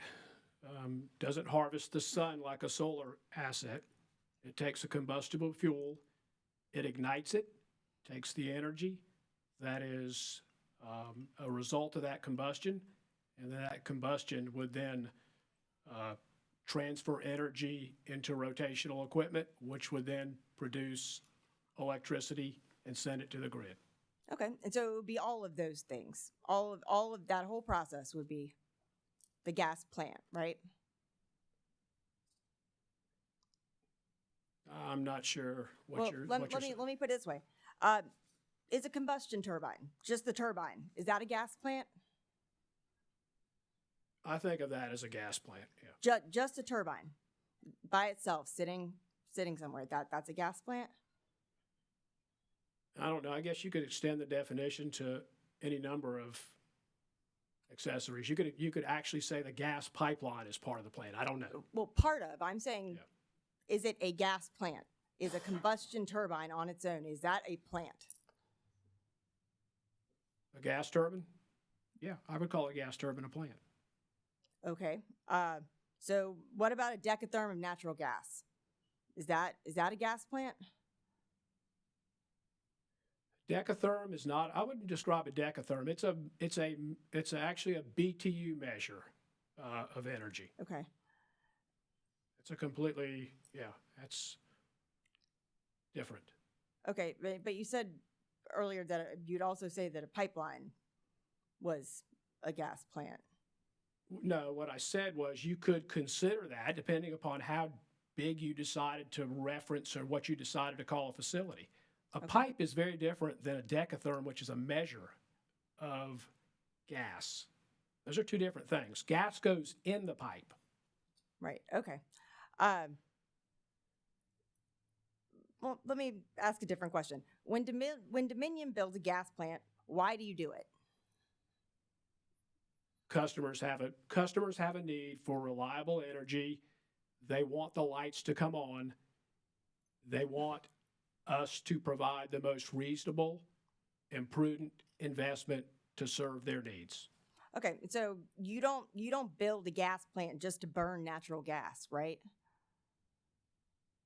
No. No. It's designed to produce electricity that goes to the grid so that it can serve Dominion's electric customers. Is that right? That's correct. Okay. Your direct testimony says solar plants are built first and foremost to produce DC power. I think that's on page 17, lines 4 to 5. To be clear, are you saying, under oath, that you believe the Catalina solar plant was designed for the purpose of producing DC power and not to produce AC electricity to sell to Dominion? What I would say is it has a maximum gross power production capacity of the individual generators under the most anticipated favorable designs that's rated in DC. There's also an AC rating that is net. That's the maximum net power, which is different. Okay.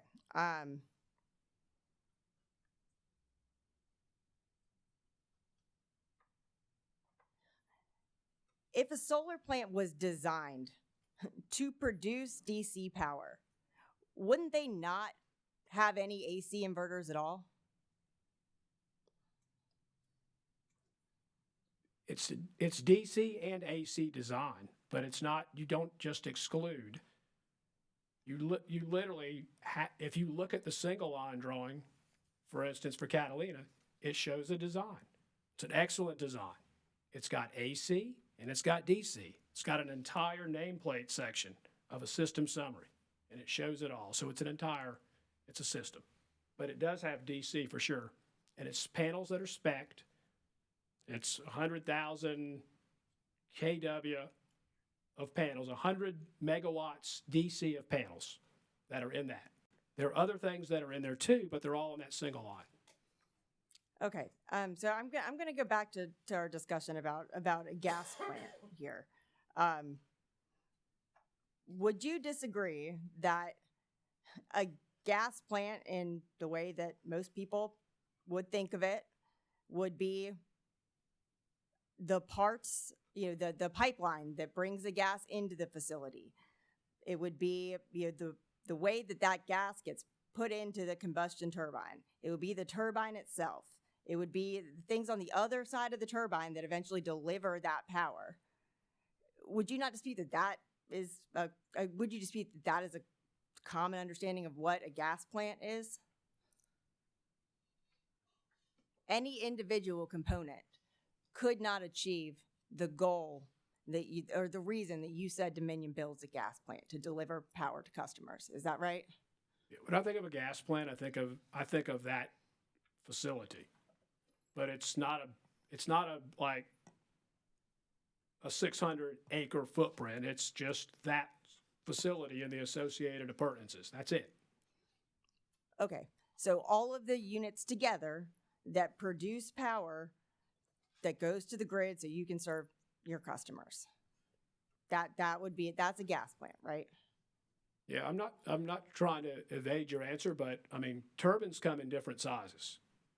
So if you have two gas turbines and they're 12.5, they could be a 25 megawatt.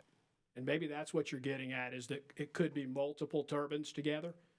that are then generating, and then that's what you're asking, but generators come in certain blocks of sizes. Okay. Mr. Cass, let's say that you have 2 gas plants, right? And they both can burn, say, a maximum of 100,000 decatherms of gas per day. We'll just start with that. You'd agree that that amount of natural gas, assuming it's the same type, like that would have the same amount of thermal energy potential, right? Okay, I don't want to get too technical on you, but I just want to ask you are you talking about just a combustion turbine, or are you talking about fuel to a boiler? I'm talking about 2 gas plants, 2 facilities. Let's say for Dominion, like the Jasper plant, and I don't know, one of the Urquhart plants. Okay, so again, about a gas plant. You have two different ones, and we again don't want to use those 2, maybe not those 2 specific examples, but in the hypothetical, that's what I mean. I mean the whole facility. Again, would you agree that given the same amount of natural gas, that has the same amount of thermal energy potential, measured in BTUs? I'm really not sure what you're asking. Okay, so again, we have two gas plants. They both can burn a maximum of 100,000 decatherms of gas per day. Would you agree that 100,000 decatherms of gas, that would have the same thermal energy potential for plant number 1 and for plant number 2?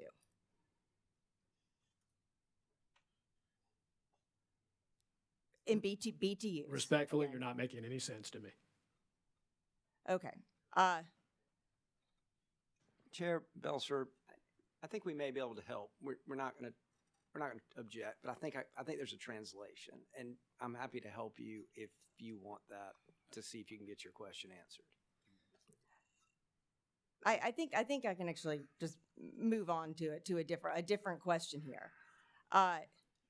If you have 2 gas plants that both burn a maximum of the same quantity of gas per day, if one of those is more efficient at doing that, like that plant could take the same amount of gas and they could turn it into a higher megawatt capacity than the less efficient plant. Is that right? That happens. Yes, correct. Okay.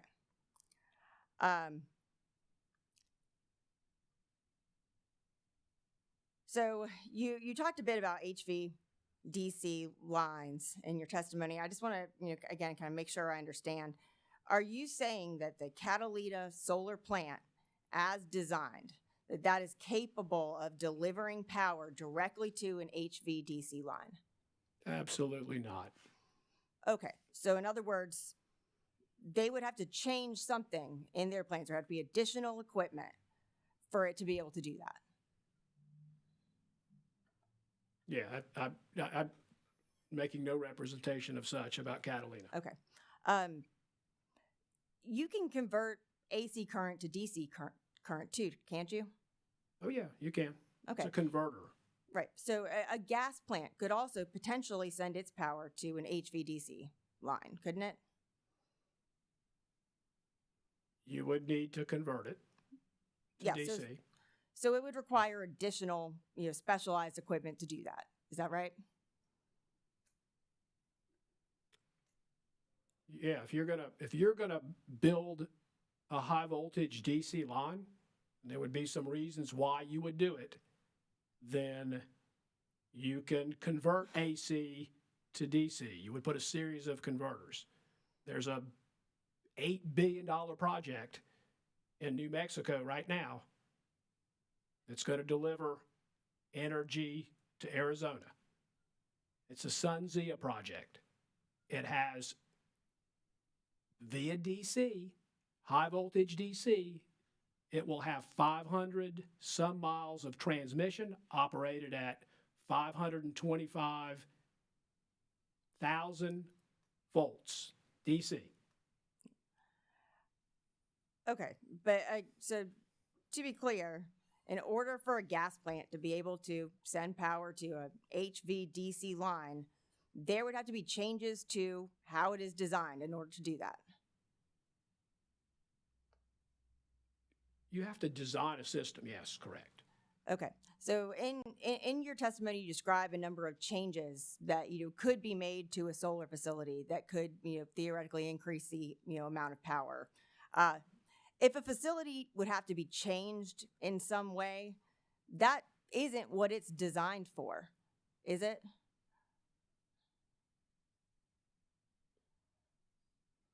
Designed for or capable of, I guess is the question.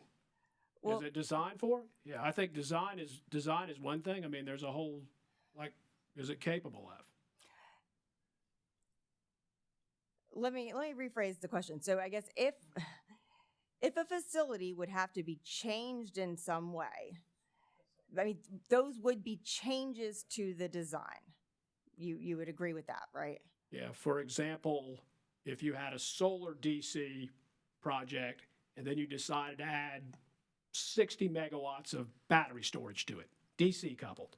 Mm-hmm. Yeah, that would be a design change. Okay, and those design changes, that would change the amount of energy that the facility was capable of producing.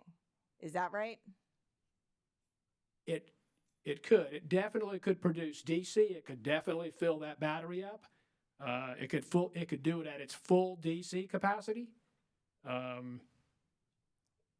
Again, at the grid level, there would be limitation, but it can produce. Okay. I'm going to read you a definition of an uprate and just tell me if you agree or not. Would you agree that an uprate is an increase in available electric generating unit power capacity due to a system or equipment modification? Can council clarify just where she's reading from? What is this from, the SC GIP? Is this from a PPA, or I don't know? No, I'm just asking, is this a generally kind of understood definition? Do you think that is a reasonable definition of what an uprate of a facility is? It is an increase to the available generating unit power capacity due to some system or equipment modification. I hate to give you the answer, it depends, but I can probably give you 2 examples of why it depends. So if you're going to uprate the DC on a solar side, you're going to add solar yeah. But if you're talking about the grid side, then it's a different. There's 2 different examples. Sorry, so Mr. Cass, just to be clear, I'm talking about in general. Yeah. So let's say you were talking about a gas plant. You could uprate a gas facility, could you not? So like a replacement. So if you had a 25 megawatt and then you wanted to replace it with more efficient and put it in, is that what you're saying? Is that what you mean? Yeah, because that's a like kind replacement. Yeah, that would be an uprate. I would call that an uprate. I guess I'm not just talking about like facility designations. I'm talking about just uprating a gas plant generally. Yeah, I just thought that was a good example. Okay, so has Dominion ever uprated any of its gas plants? We spent a lot of time trying to recently. Yeah, I think we will soon. All right. So do you think it's reasonable to say that a plant's capacity right now should be based on ways that it could theoretically be modified in the future? I think it's at the grid level. No, I don't think I think at the grid level it's one thing. I think maybe at the site level it's probably more relevant. But no, I don't. Okay. Thank you, Mr. Cassis. I think that's all of my questions. Thank you. I appreciate your time. Thank you. Thank you, Ms. Mixon. Pinegate, Catalina.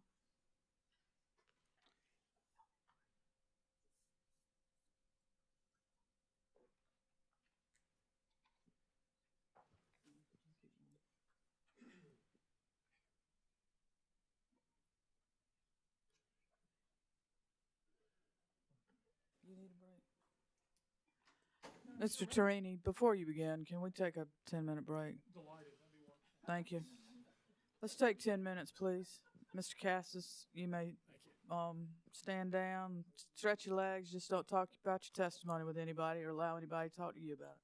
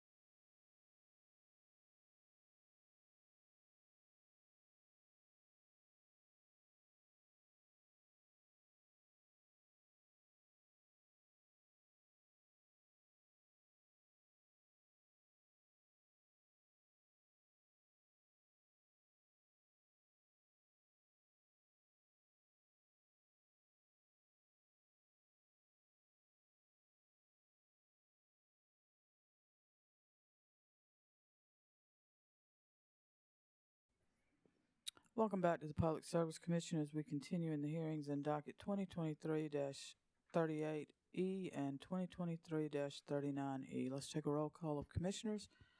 Present in the hearing room, we have Commissioner Justin Williams, Commissioner Thomas, Commissioner Carol Lee Williams, Commissioner Caston, Chair Belser, and with us virtually, we have Commissioner Urban. Mr. Torini, you're recognized for cross-examination. Thank you, Madam Chair. Before I begin, could the commission excuse Mr. Seacrest? He has no more testimony to give. He can stand down. You excuse him at your peril. Thank you. Thank you, sir. I just wanted to confirm. Good afternoon, Mr. Cassis. Good afternoon. We know each other. I'm Charlie Torini.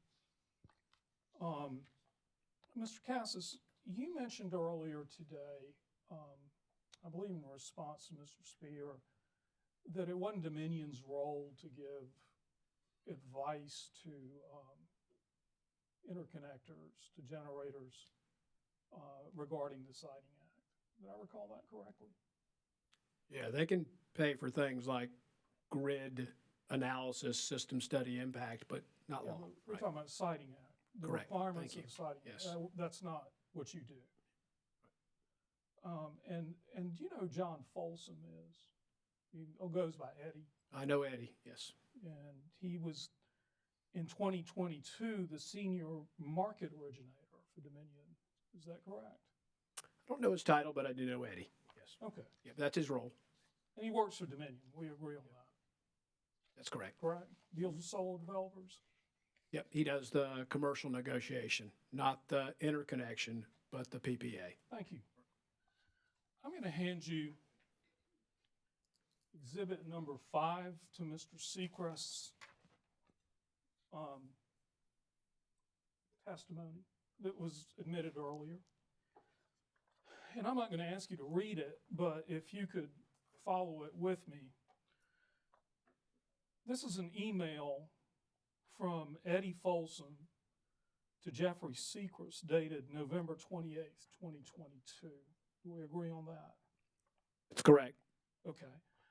And in this email, Mr. Folsom writes, and I'm not going to read it all, but he begins, Jeffrey, as we discussed earlier, DESC, and I think that we agree that's Dominion, right, wants to be clear that based on the arguments set forth in docket number 2021-114E, DESC considers a certificate of environmental compatibility and public convenience and necessity certificate to be a requirement to satisfy the conditions precedent to DESC's obligation to accept, test energy, et cetera, et cetera.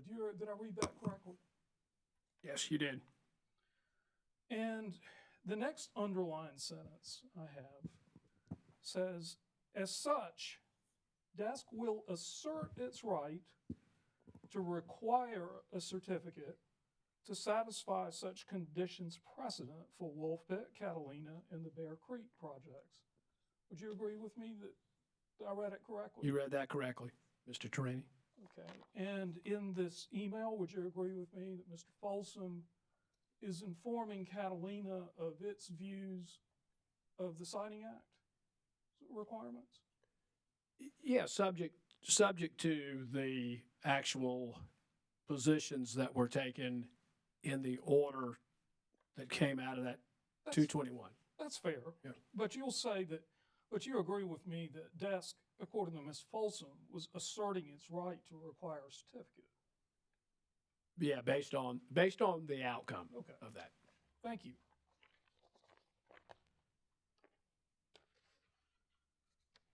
You were speaking earlier about the Siting Act, and we talked a good bit, and I think I have a copy I can hand you as well,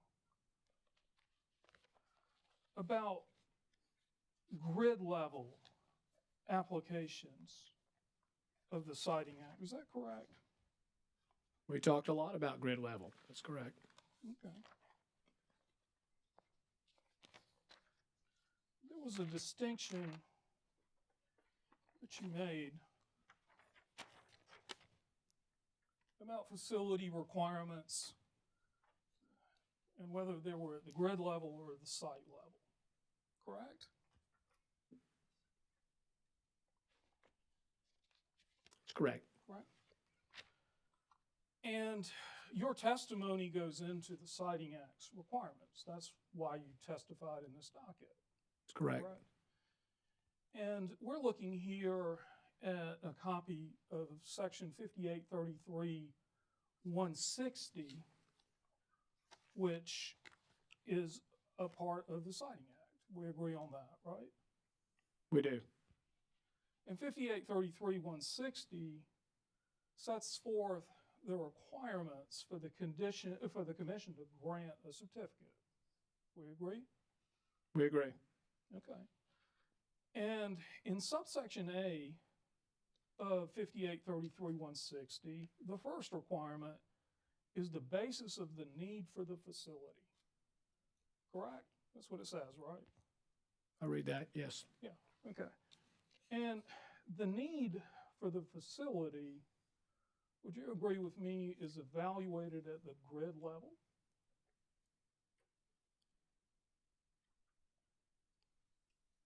The basis of the need of the facility is evaluated at the grid level.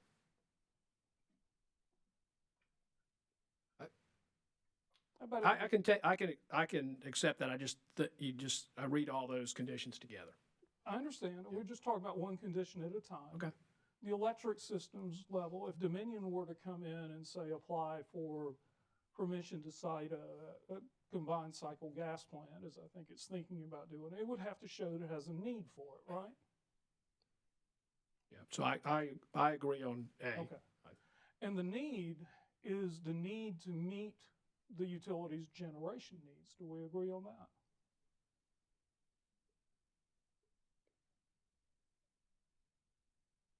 I agree on that. And that generation ultimately is used to serve the utility's customers, to provide adequate and reliable service to your customers. That's what Dominion does. Right? I agree. And you're very good at that, right? Not a trick question. We have a very strong, reliable system. And I agree with that, and I commend you for it. And in fact, subsection D, the factor in subsection D that the commission must consider is that the facilities will serve the interests of system economy and reliability, correct? That's what it says? That's correct. And that system is Dominion's system in the case of a Siting Act involving application involving Dominion, or it could be any utility that's bringing the application. I agree with you. In the case of a solar generator, it would be the it would still be the utility's system economy and reliability, right? That's correct. Okay. And finally, in E, subsection E, one of the reasons that the commission can use to vary from local regulations and to override, let's say, a local regulation is the needs of the customers, correct?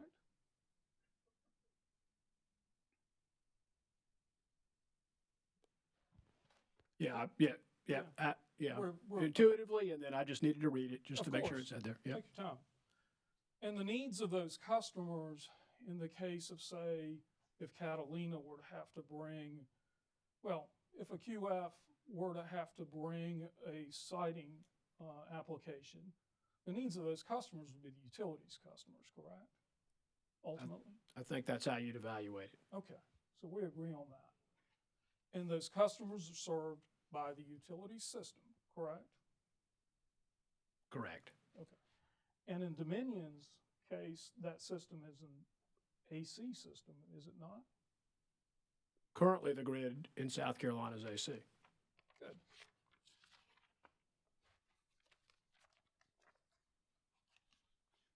Mr. Cassis, are you familiar with the Solvay facility in Ridgeland? I am. And that is a facility, a solar facility that is owned by Dominion, is it not? Yeah, Dominion, the affiliate or the generation side, Yeah. bought that. They initially negotiated that contract pre-merger. Bought it from Moffett Solar, I think. Bought it from Adger, yeah. Adger. Yep. Okay. And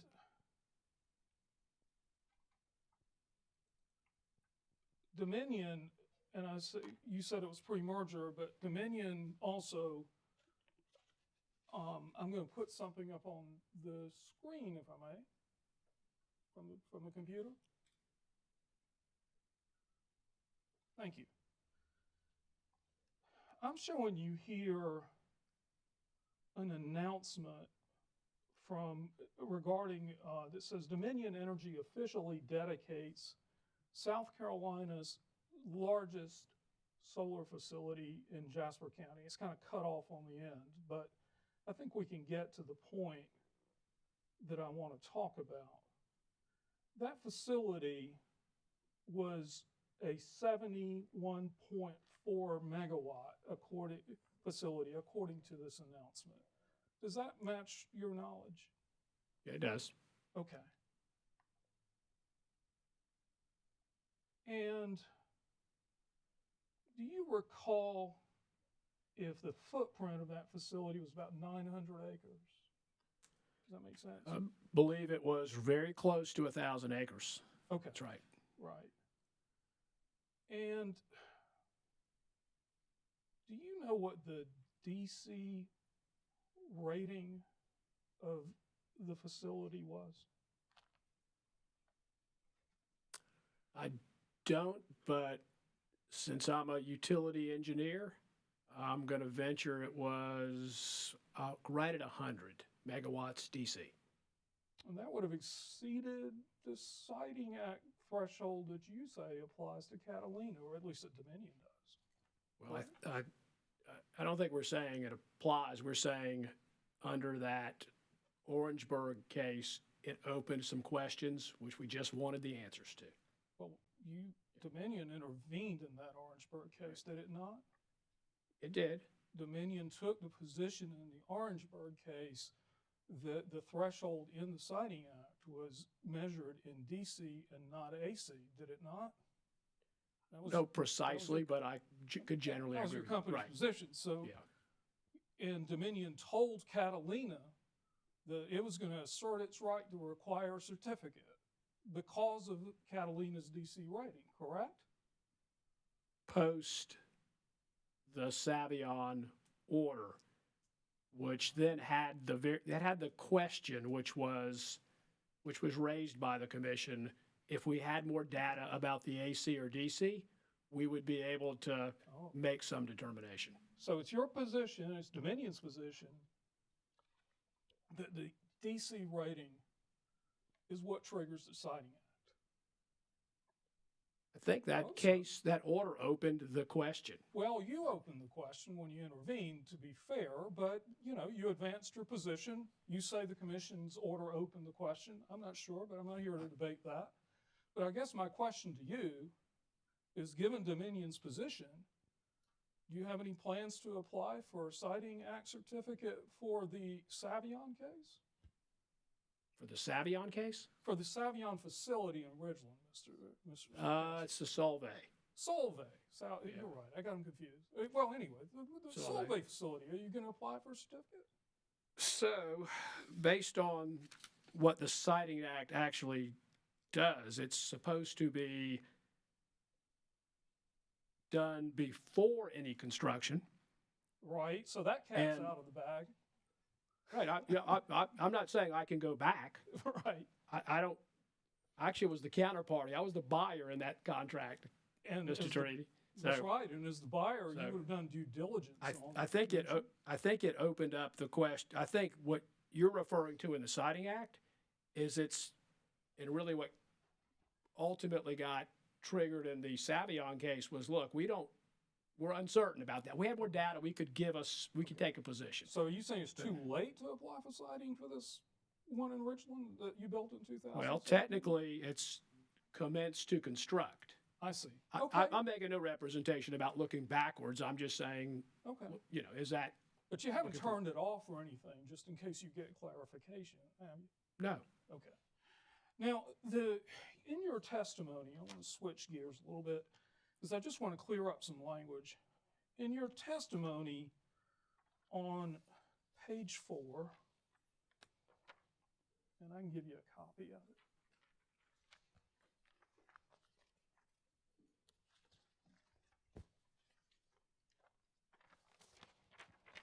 You have your testimony back here. You know, I This do, will be but easy. if you got it, Yeah, that's this will right. be Yep. Yep. In your testimony on page 4, I noticed you said on page 4, line 6 through 8, the Citing and Environmental Protection Act specifically evaluates whether a facility is designed for or capable of generating more than 75 megawatts. Did I read that correctly? You did. Okay. And on page 9, page 6, excuse me, of your testimony,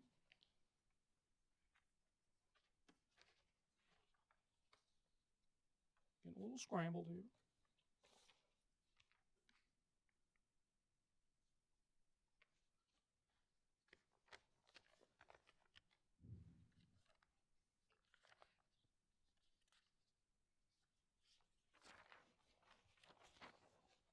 Page 6.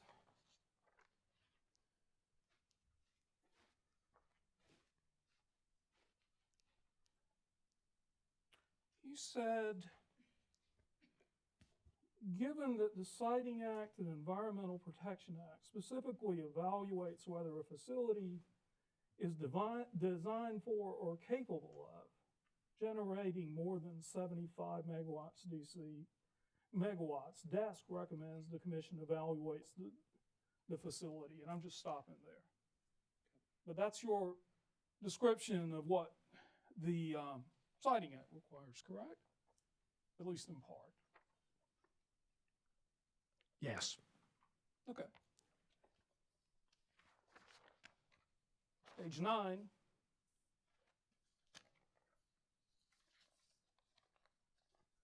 You said something similar.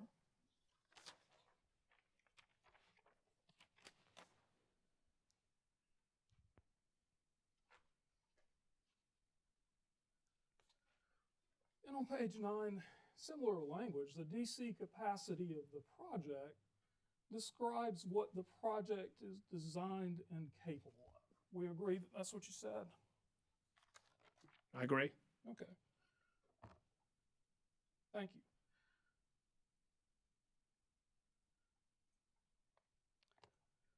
Mr. Cassis, the Citing Act, I just want to make sure we get our terms straight. The Citing Act says a major utility facility, and I've got it here for you. Mhm. Yep. There you go.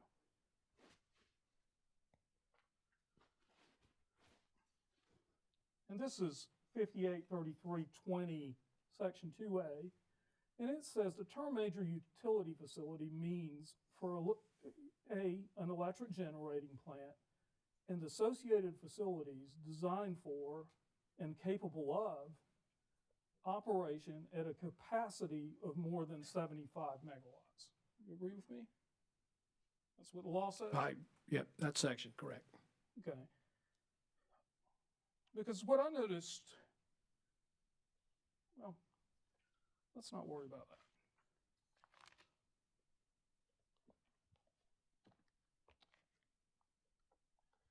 Capacity to somebody like me means how much? So if you tell me what the capacity of a jug of milk is, I'll say the capacity is a half a gallon. And I think that's a reasonable lay person's understanding of the term capacity. Would you agree? Layperson, yeah. Layperson. Okay. Because in the power industry, the term capacity means something a little more specific, does it not? It does. And actually, it can mean two different things. And I'm going to show you a definition of capacity, generator capacity, that is that I found in the EIA, the Energy Information Administration's website. And you're familiar with the Energy Administration office, I'm sure. It's a governmental agency, correct? And I'm sorry, I don't have a paper copy, but I think I can make it visible so we can both look at it together. Are you able to read that? Mr. Torini, I can, yes. Great, thank you. I'm not sure I would have been able to read it where you're sitting, but kudos to you.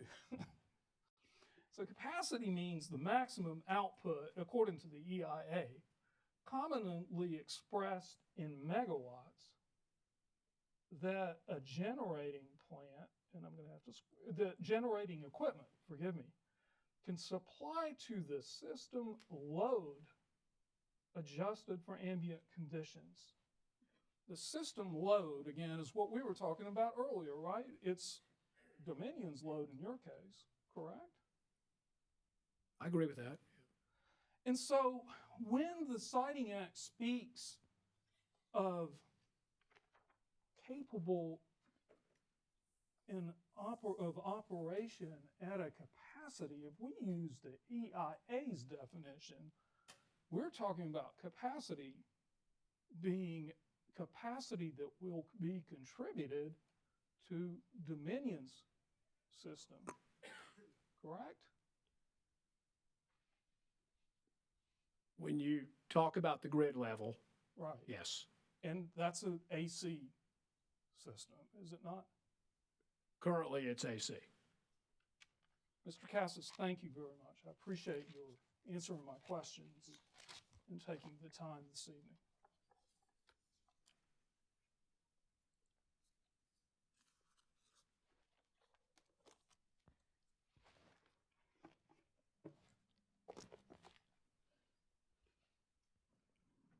Thank you, Mr. Torini.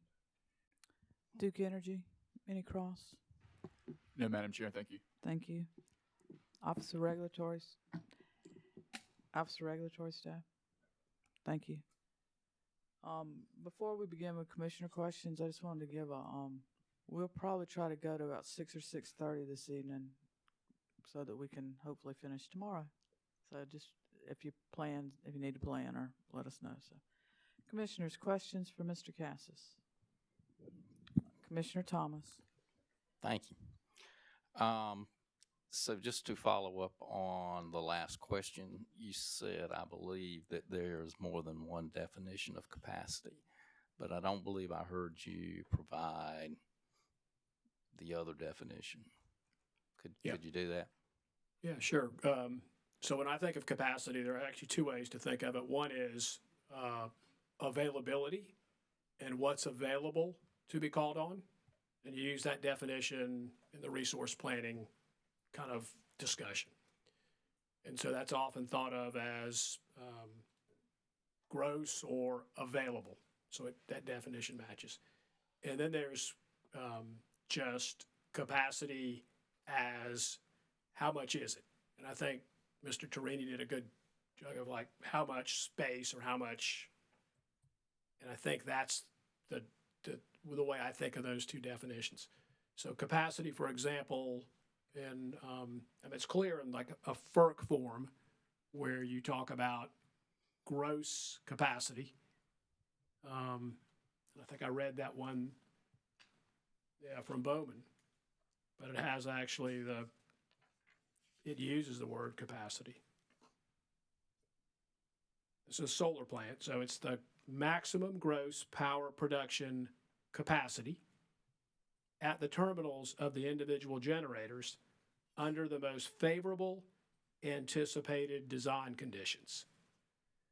So the way they calculate that is they take the DC panels in that capacity and then just add add them all up, the total number of panels.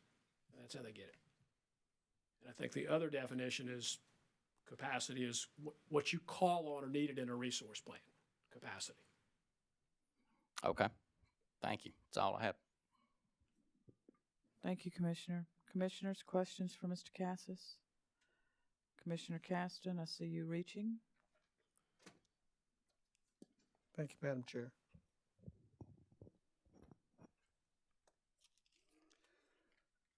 Afternoon. Good afternoon, Commissioner. Interesting discussion earlier, I think, with Ms. Mixon on the gas plant conversion, AC to DC.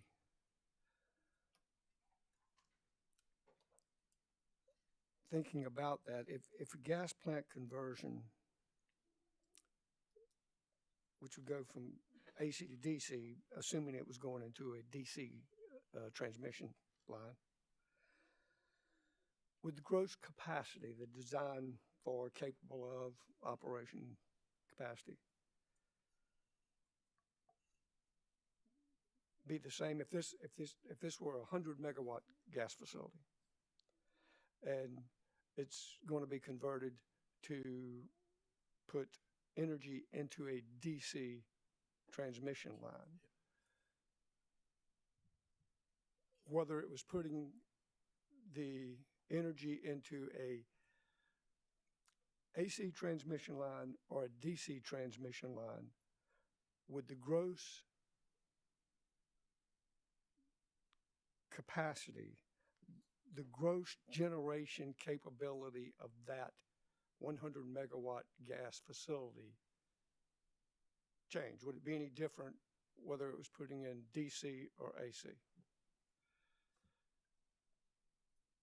It's a great question. I have to think about it. I always think about it in terms of how it actually practically would get applied. So if you took a gas asset and you had a reason, you had long haul transmission, which is why you would do high voltage DC, which is why you do it. So you would need to convert it. And the reason you would convert it would be because it would be much more optimized to then move it long distances. So I don't know what I think it's gross or it's net of the plant, and then I don't know exactly how you would determine on the high voltage DC. I'm not sure, because you ultimately want to integrate it back in, right? In the end of the day. Correct. But what I'm trying to understand, and this is probably an awful analogy, think of a school bus. And I don't know the state law. I think they're governed to 45 miles an hour. They can't go over 45. But the engine in that school bus is 300 horsepower or 325 horsepower or something like that.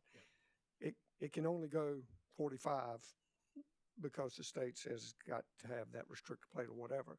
But it's capable of 85 miles an hour or 90.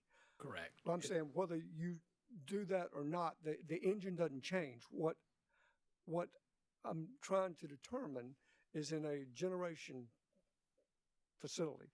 And see, when I think of a generation facility, and I think Mr. Allaby was saying facility, plant, potato, tater, whatever, interchangeable.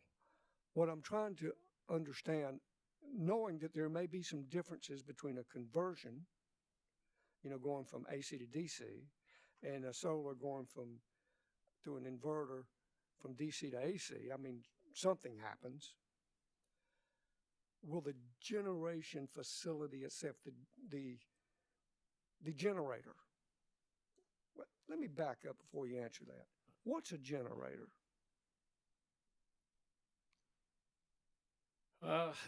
Depending, Citing Act definition or just definition?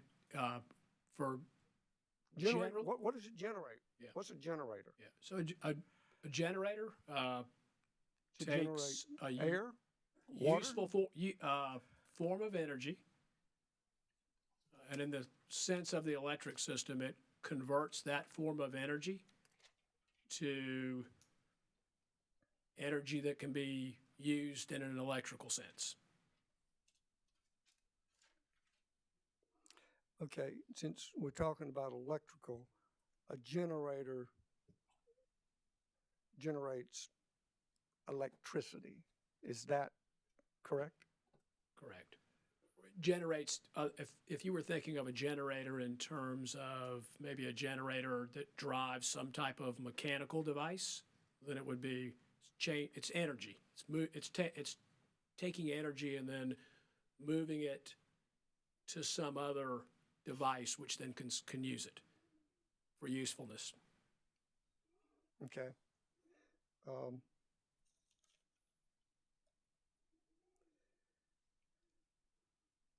And a solar plant, as we've heard, generates the energy it generates, produces a direct current of electricity, correct? Yeah, but photovoltaic panels produce DC energy. Correct, correct. That's DC power. Yep. The generating device.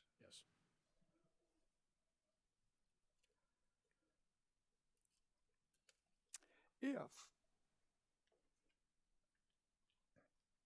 If the commission decides that not greater than 75 megawatts means 75 megawatts of energy, agnostic as to whether it's DC or AC, would that mean any facility or every facility, whether solar, gas, whatever it is,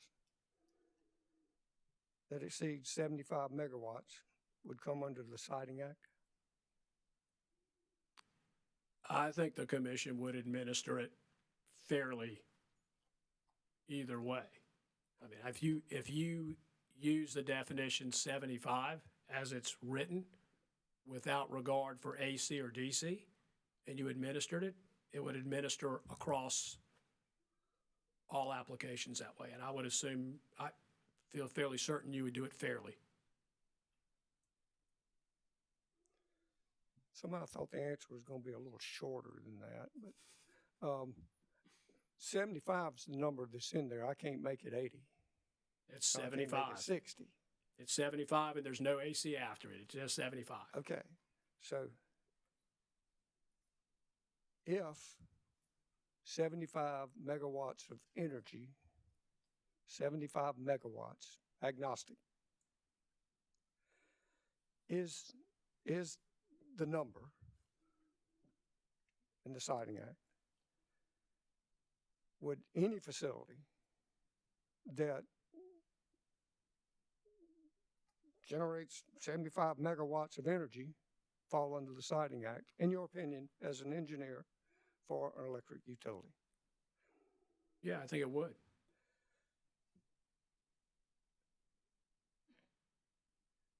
So if that would be the case,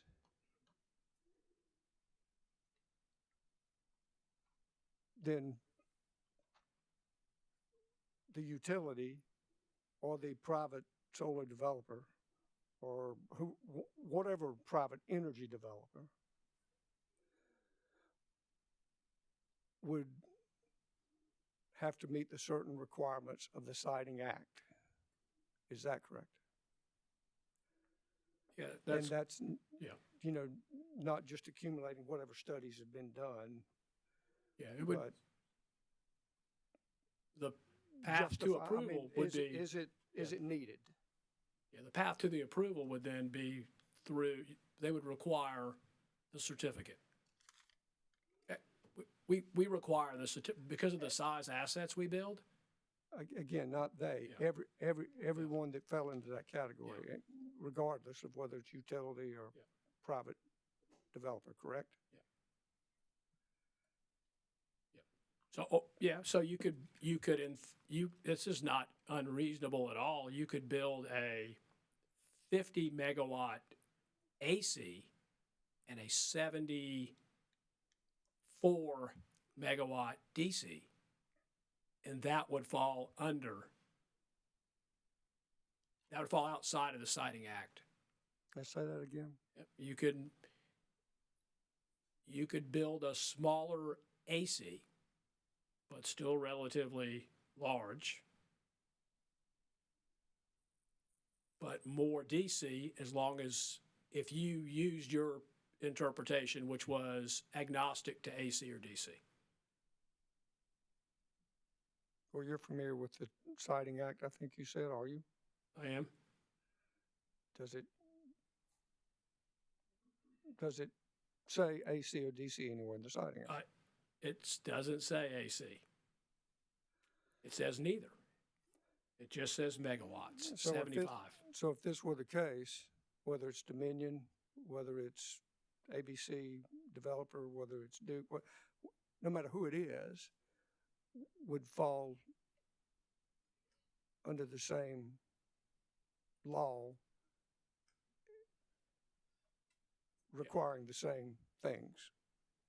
Yeah, it's a law, and maybe I expressed this a couple of times, but it's to commence construction, and then it flips to the terms, which I think Mr. Torini went through, and he spent a lot of time on the need, but it's all of those. The nature of the probable environmental impact, the impact on the facility upon the environment, whether it's justified, the state of available technology, all those provisions under Mr. Torini read one. There are a whole list of them, though, that they would come before this body for consideration.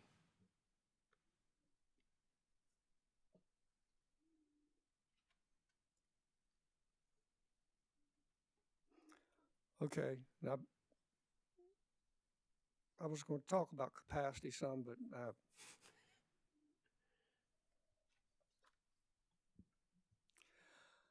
I have no more questions. Thank you. Thank you, Commissioner. Thank you, Commissioner Caston. Commissioner Carolee Williams. Thank you very much, Chair Belser. Good afternoon. Good afternoon. I'm going to start with something you started to answer, and that is generation defined in the Siting Act?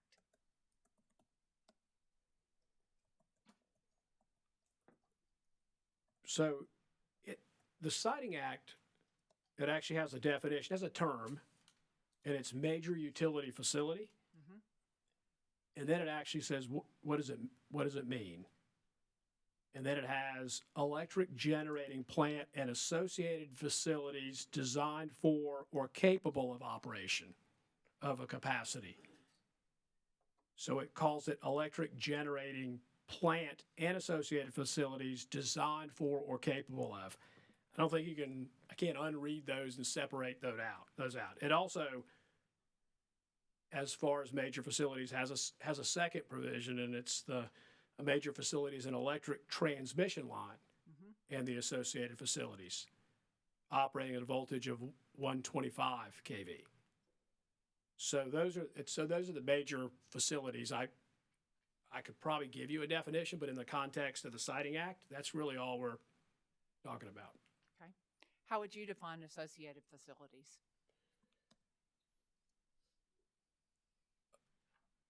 Colloquially, or, I realize it's not defined in the statute. It's not.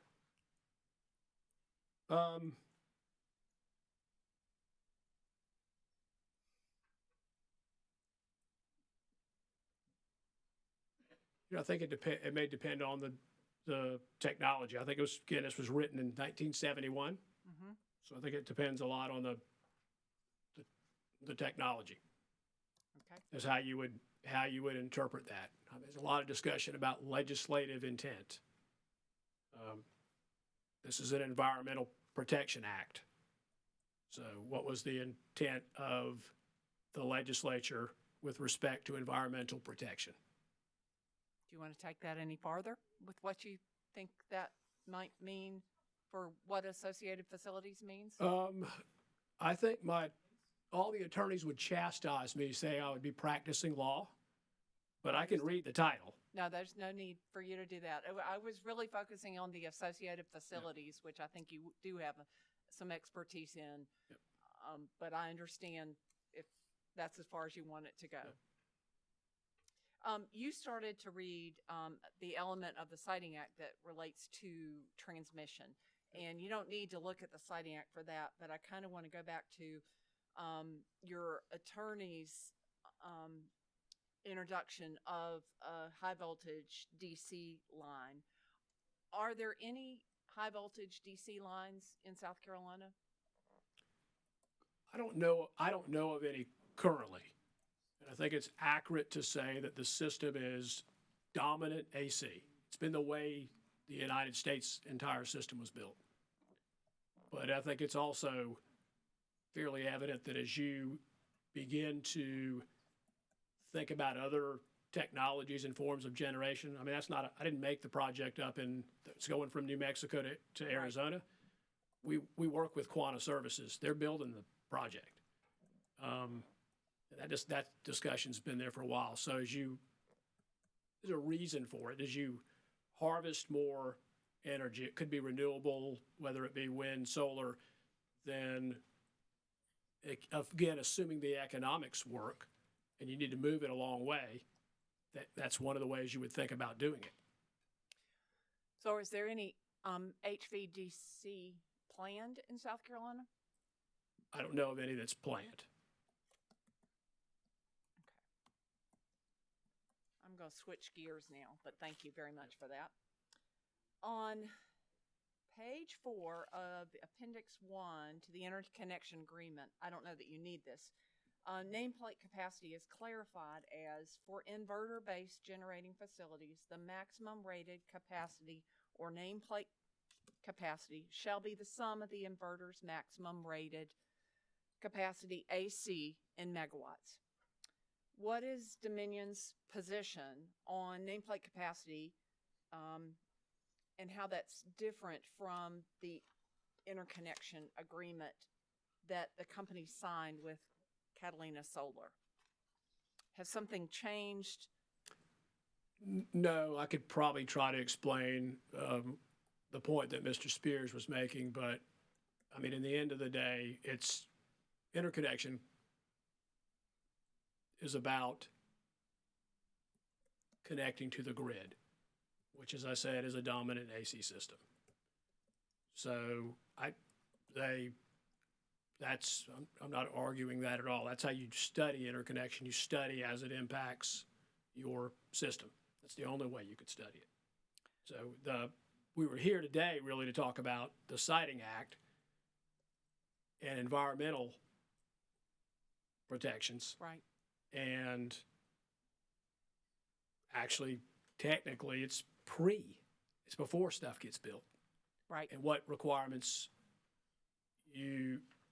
someone might have to take on if they were asking for a certificate of need, and then how that would be evaluated, under what context it would be evaluated if they had to come. If they don't have to come before this body and the body doesn't wish to have them come before, which is, that's the decision of this commission, then they would continue to do business as they're currently doing business. So in terms of my question, are you saying that it's up to the commission, that something has changed related to the commission and the interconnection agreement that you signed with Catalina? Not the interconnection at all. No, the interconnection, that's a valid interconnection agreement.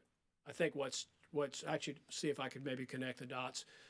There was a Savion case that came before the commission. Right. The entity decided they wanted some decision by the commission. The decision gave them something. They also provided almost a question. Right. And then ORS, and I think in the docket, one of the dockets that we're in now, ORS asked the question. We're getting a lot of questions based on this. Can you give us an answer? So that's what's changed since you entered 100%. into the... Yeah, that's it. Okay. I don't want you to have to belabor anything that we've covered before, but I am trying to connect some dots, and I appreciate your doing that. Yep. And so that would also explain why you didn't bring this up sooner. Correct. Okay.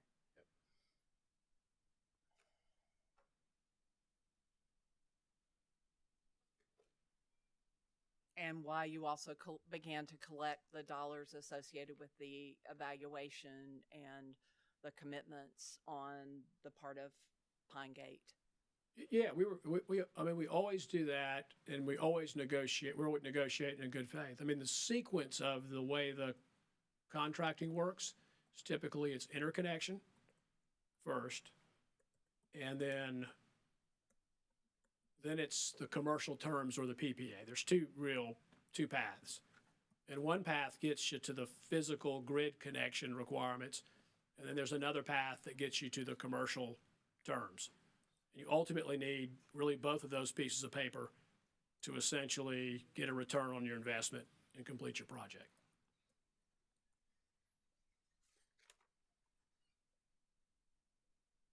Do you know when the last payment was made by Pine Gate to Dominion, the $2.5 million? Commissioner Williams, I would not know that only because that folks did work for me over, it was a year ago when they worked for me. But so they would, not those, but the transmission folks are the folks that they administer all that. So I'm completely separate. But they have a procedure, they follow the procedure.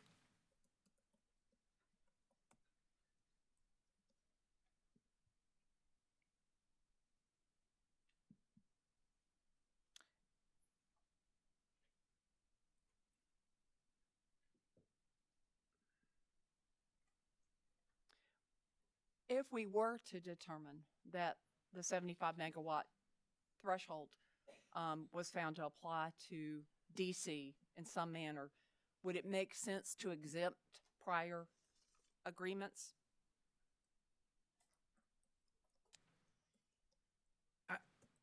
Yeah, the conundrum for me is that I think this is I read it and I read the words and it's commence to construct, which means any clearing of land and all those other assets are in service. So I don't necessarily, that's where the conundrum is. I mean, it's what's been done's been done. It's any environmental protections that would have been afforded people of South Carolina with respect to those projects or any project, they're done. But, presumably a path could be, there's things going forward, you could change it. I don't think solar's going to stop developing. I don't think alternative energy is going to stop developing. It's going to be a wide range of different things that are going to come before this commission. But for this particular project, given the interconnection agreement, given other agreements, given commitments that have been made, if we were to decide that, and is just a hypothetical question, what I'm asking is, how much due diligence is acceptable, or in the planning world, what do we call it? When are you vested? Yeah, if I knew more about where they were in the project development, they've paid for the done studies, and I've worked with Pine Gate, and the engineers are fine people. They do really good work. But I would want to know where they were. It's a matter of following the law. I think it's at the discretion of the commission.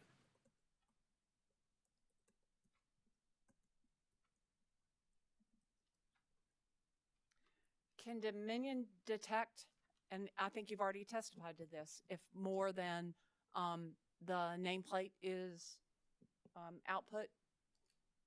Because you indicated. Yeah, if you deliver more energy than you say you are, we will be able to make that determination. Did you testify earlier that there were 6 entities that you are aware of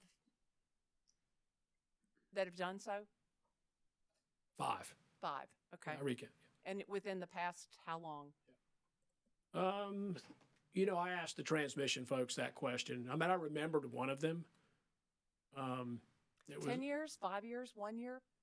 Generally? These are post Act 236. So whenever 236 got implemented, they were distribution interconnected projects.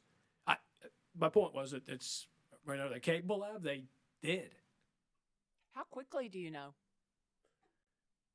Usually and you know what? In these cases, they were probably not as quickly as you might know on transmission, but you'll know. That doesn't help me. Within a week, within a minute, within. Yeah, their distribution, so it's not monitored as close. The transmission is actually where you would probably pick it up quicker. You pick it up. You would pick it up. When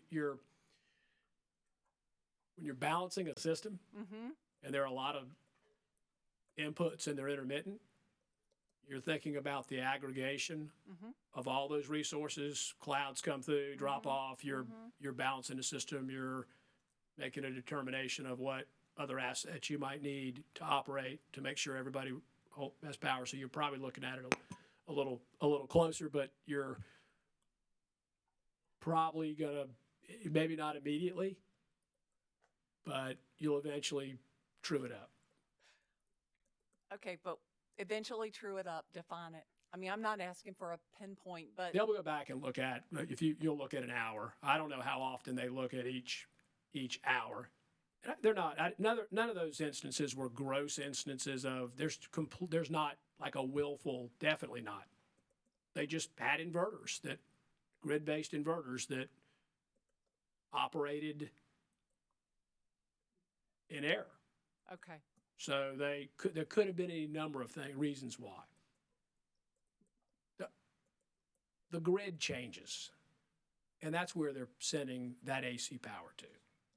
And because it changes, inverters have to be responsive to the way the grid operates. There are significant changes that happen. And quite frankly, things that happen on our system negatively impact developers. We knock developers' inverters off on occasion because we have a fault in our system and their equipment sees it. So it's interactive. So they're really in tune to probably what they're producing because that's how they make money. We are in tune probably not as much for overproduction, but for power quality. If we have customers who complain about something and we can't identify it as ours, we typically can identify it. That's where most of the due diligence is.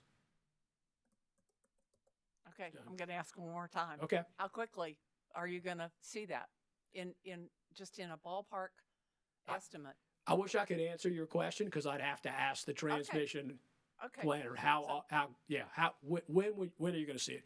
They were pretty quick to answer my question. Like, here's the ones we know about. So they did know. Okay. I didn't have to say like, you got to dig something up. They just said, hey, yeah, we got those. Okay.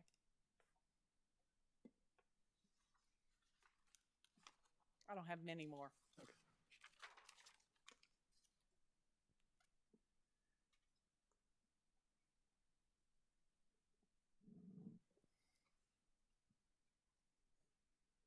Does Dominion or any of its affiliates or any entities that you have PPAs with have output near the 75 megawatt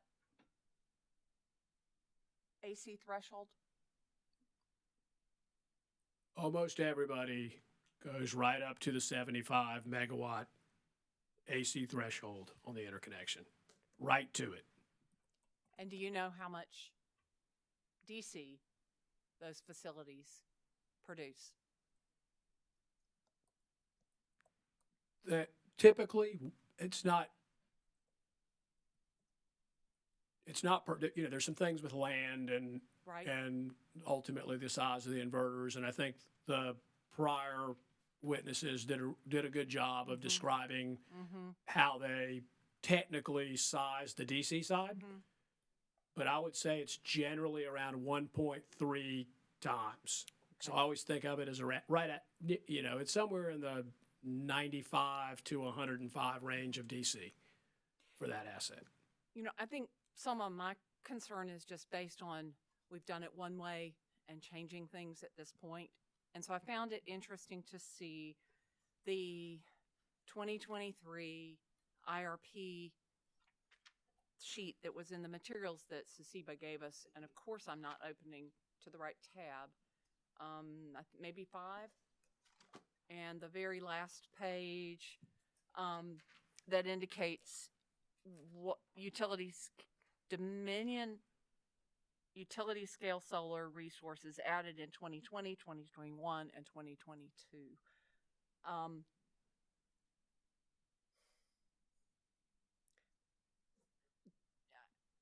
Do you know what that chart is, what world that chart is kind of pulling from? Is that all that, I'm seeing this for the first time. Hopefully you've seen it before. It's table 11. Is it all, it's entitled Dominion Utility Scale Solar. Is it all Dominion owned? Is it Dominion affiliate? Is it Dominion purchased? Is it all of that? Yeah, I do remember the 11, and yeah, I've seen it a lot of times. That's from the 2023 filed RRP. Right. So it's not the approved, it's just what we've filed. But I think but it took the PPAs, so the purchase power agreement. So those are all projects that had interconnection and they had purchase power agreements. And then they took a timestamp from some relevant time period to the time they published that integrated resource plan. So that's where they pulled it from. Would this be a good list to look at, to think about consistency and in evaluating any future change in how we consider the Siting Act from Dominion's perspective? So everything on there is right at the 75. You'll notice it's really, really close on everything, I think. So, would there be others that didn't make this list? I think that's what I'm asking. I think that's the only reason those projects were, they developed at that range because if you read that as 75 megawatt AC, that's what you would do. You would maximize it. This is actually a real wide variety, Yep. From as low as 6 to as high as 74.97. Yep. Would there be others beyond this list? Yeah, those were yeah. So they pretty much went in order, and they picked the ones. There were a few distribution projects because when you said 6, there was like maybe 4. I'm going to do this off the top of my head, but I bet there's a Yamasee in there. There's there's like a 6, a 10, a 12, and a 7.2. There you go. Yep. And so those were the last of the distribution, and then after that, it's almost everything's 70. They're all transmission interconnected, right up to 75.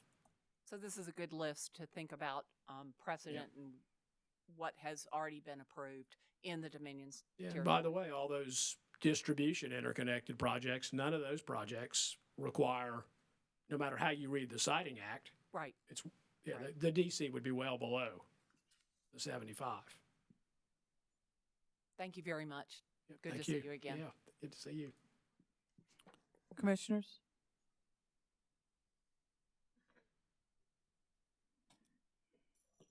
Hearing none. Redirect.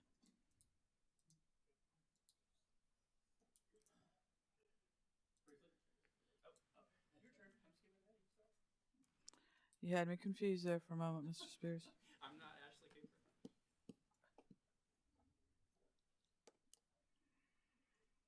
Cooper. Please give me just 2 minutes, Chair Yes, Belser. sir.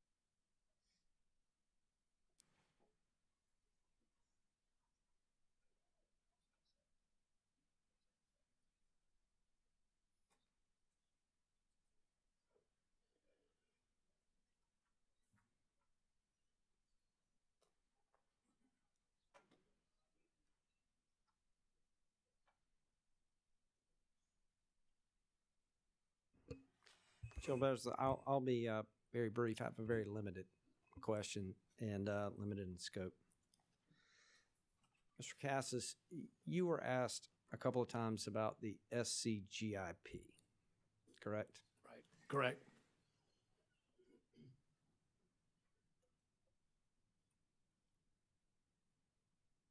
There's no requirement. If I build, let's just assume this is not a solar plant, okay? So I want to make it just really, it's not a solar plant. I build a gas plant, okay? And I come in and my gas plant is 200 megawatts. And I have to put in what triggers, so there's, if Dominion's doing something, let's think about this in a slightly different context. So under PURPA, there are no transmission service requests because they just put the power to the system. But let's say that for Dominion, you've got to put in a transmission service request, right? Correct. So you may come in and say, I've got a 200 megawatt plant, but I want to study transmission service in 50 megawatt increments to know what the upgrades are and what the costs are to get transmission service at these different increments. Is that fair? That's fair. Yep. So let me be more specific. At 50 megawatts, it's possible that you don't trigger any upgrades on your system. It's very right, possible. just under this hypothetical. Yep. But then once you go to 100 megawatts, you could, and hypothetically, just technically, is this possible? You could incur $7,500,000 in upgrades. Correct? Likely, the more energy, that you put to the system, the more. So somebody could choose to make a transmission service request for 50 megawatts. Even though they want to build that plant today, they may make an interconnection request for 50 megawatts, couldn't they? They could. And that would be studied as a 50 megawatt plant. That's correct. And they may watch the system and they may see that, well, wait a minute, Dominion in 2 years is going to make upgrades to its system. So I'm going to let Dominion pay for those upgrades. And then I'm going to ask Dominion to restudy my second 50 megawatt transmission service request, right? There could be additional hosting capacity available. And right, so you might not have to pay for those upgrades for that second 50 megawatts, right? That's correct.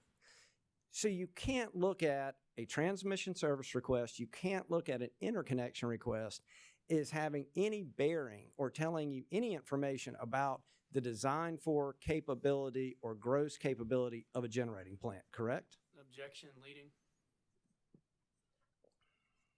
I was thinking the same thing, but he got through that question, answered that one, but let's watch the leading. This is your witness. I'm finished after that, Chair Belzer.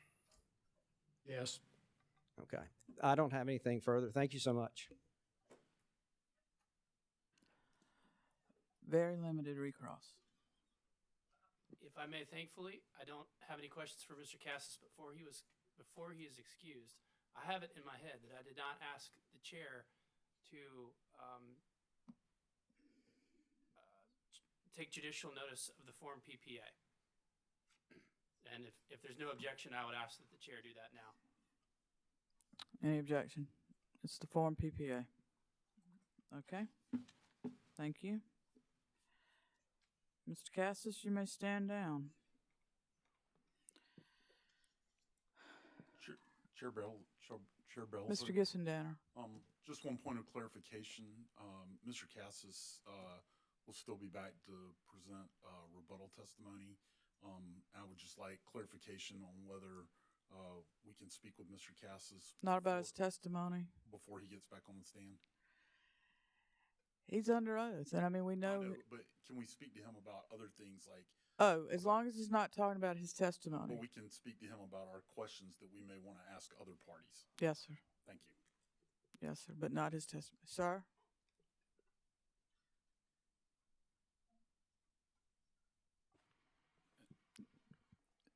And that also goes, Chair Belzer, that also goes for the other parties as well, is that correct? Let me hear what they need to say. Madam Chair, I just, for our own benefit, because we're in the same boat, would like to clarify. If you need to consult with your expert about what you want to talk or ask other witnesses. I don't have a problem with that. I don't If it want you. overlaps with his testimony. I mean, we're all talking about the same thing here. Yeah, but you got to be careful that you're not instructing him or on his testimony. Okay, as long as we understand each other. Does that make sense? Yes, ma'am. Okay. That's the danger, is instructing him how to come back and testify in response to testimony we've heard previously, as I understand it. Okay.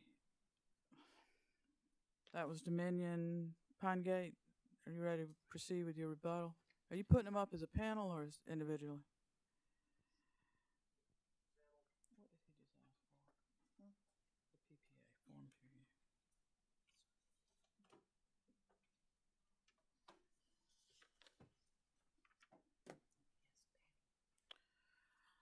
And I will clarify that prior ruling that when my colleagues chastise me later on the next case, it might be different.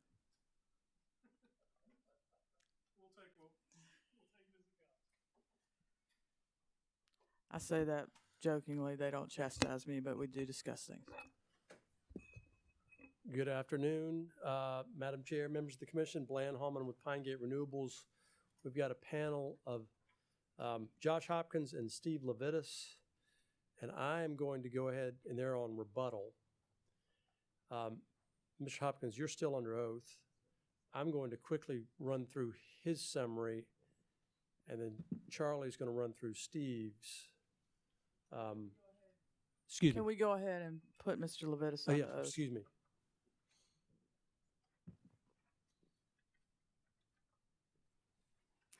Do you solemnly affirm the testimony you're about to give will be the truth, the whole truth, and nothing but the truth? I do. Thank you. And so you're going to do Mr. Hopkins and Mr. Trini will handle Mr. Levitas. Is that correct? Right. That's fine. Thank you. Good afternoon, Mr. Hopkins. Welcome back. You filed rebuttal testimony in addition to the direct testimony in this case. I did. And excuse me, let's see. Do you have any? That was a total of 8 pages. I believe so, correct. Yep. Do you have any changes or corrections to that testimony? I do not. If you were asked the same questions today, would your answers be the same? Yes.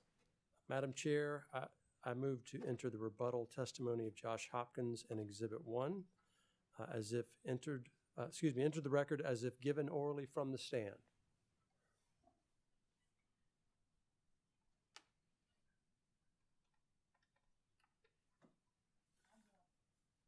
I don't have an exhibit with Mr.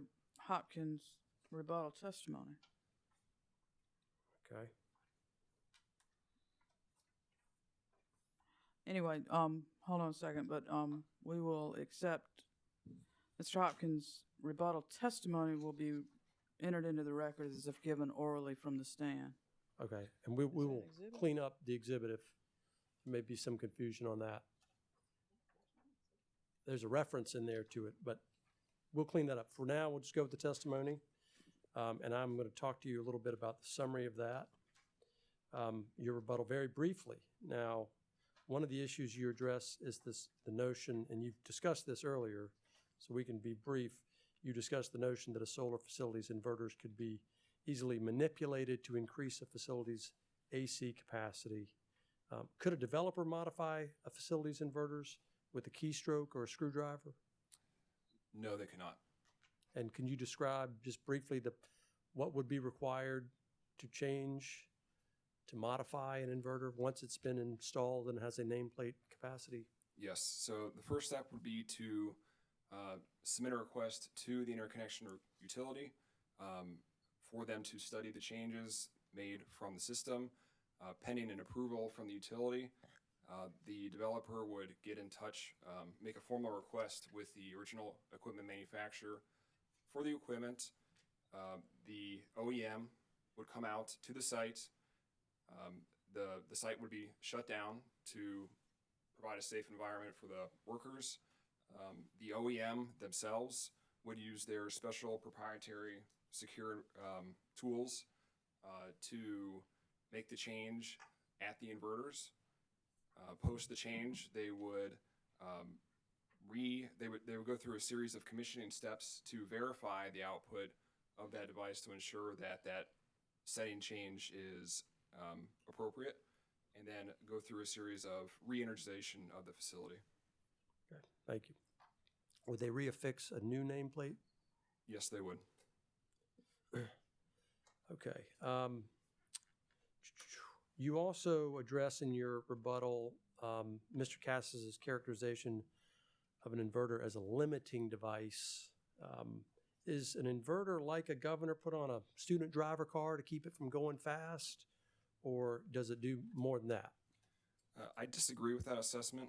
The inverter is a necessary component of the overall system to provide energy to, in this case, the utility as AC power.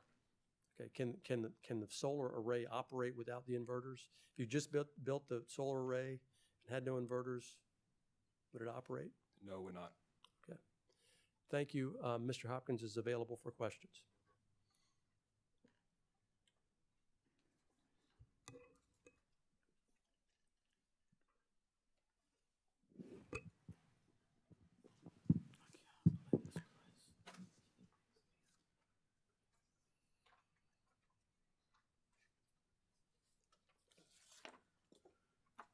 Good afternoon, Mr. Levitas. Good afternoon or evening, as Or the case evening, may be. as it may be. Mr. Levitas, did you prepare or cause to be prepared 10 pages of rebuttal testimony pre-filed in docket 2023-39E? I did. Do you have any additions or corrections you need to make to your testimony? I do not. Mr. Levitas, if I were to ask you the questions in your testimony today, this evening, would your answers be the same if given from the stand? Yes, they would. Madam Chair, I move to introduce the rebuttal testimony of Stephen J. Levitas in docket 2023-39E as if given orally from the stand. Mr. Levitas's pre-filed rebuttal testimony will be entered into the record as if given orally. Mr. Levitas, please tell the commissioners your occupation. I'm Senior Vice President for Regulatory and Government Affairs at Pine Gate Renewables. How long have you been at Pine Gate? Since the September of 2019. Okay, and what did you do before Pine Gate? Before joining Pine Gate Renewables, I was the Senior Vice President for Regulatory Affairs and Strategy at Cypress Creek Renewables. Before that, I was Vice President of Business Affairs and General Counsel for FLS Energy, Incorporated, a North Carolina-based utility-scale solar developer. You want me to keep going? Well, did you have any law firm experience, or did you do anything before that? I did. Before entering the solar corporate world, I spent 20 years with two law firms as partner, where my practice focused on environmental and energy matters.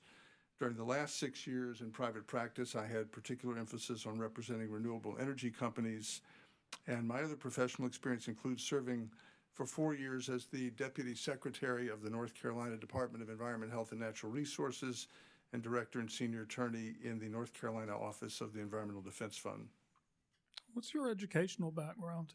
I have a BA from the University of North Carolina at Chapel Hill and a law degree from Harvard. I believe you have a law degree from Harvard with honors, right? That's true.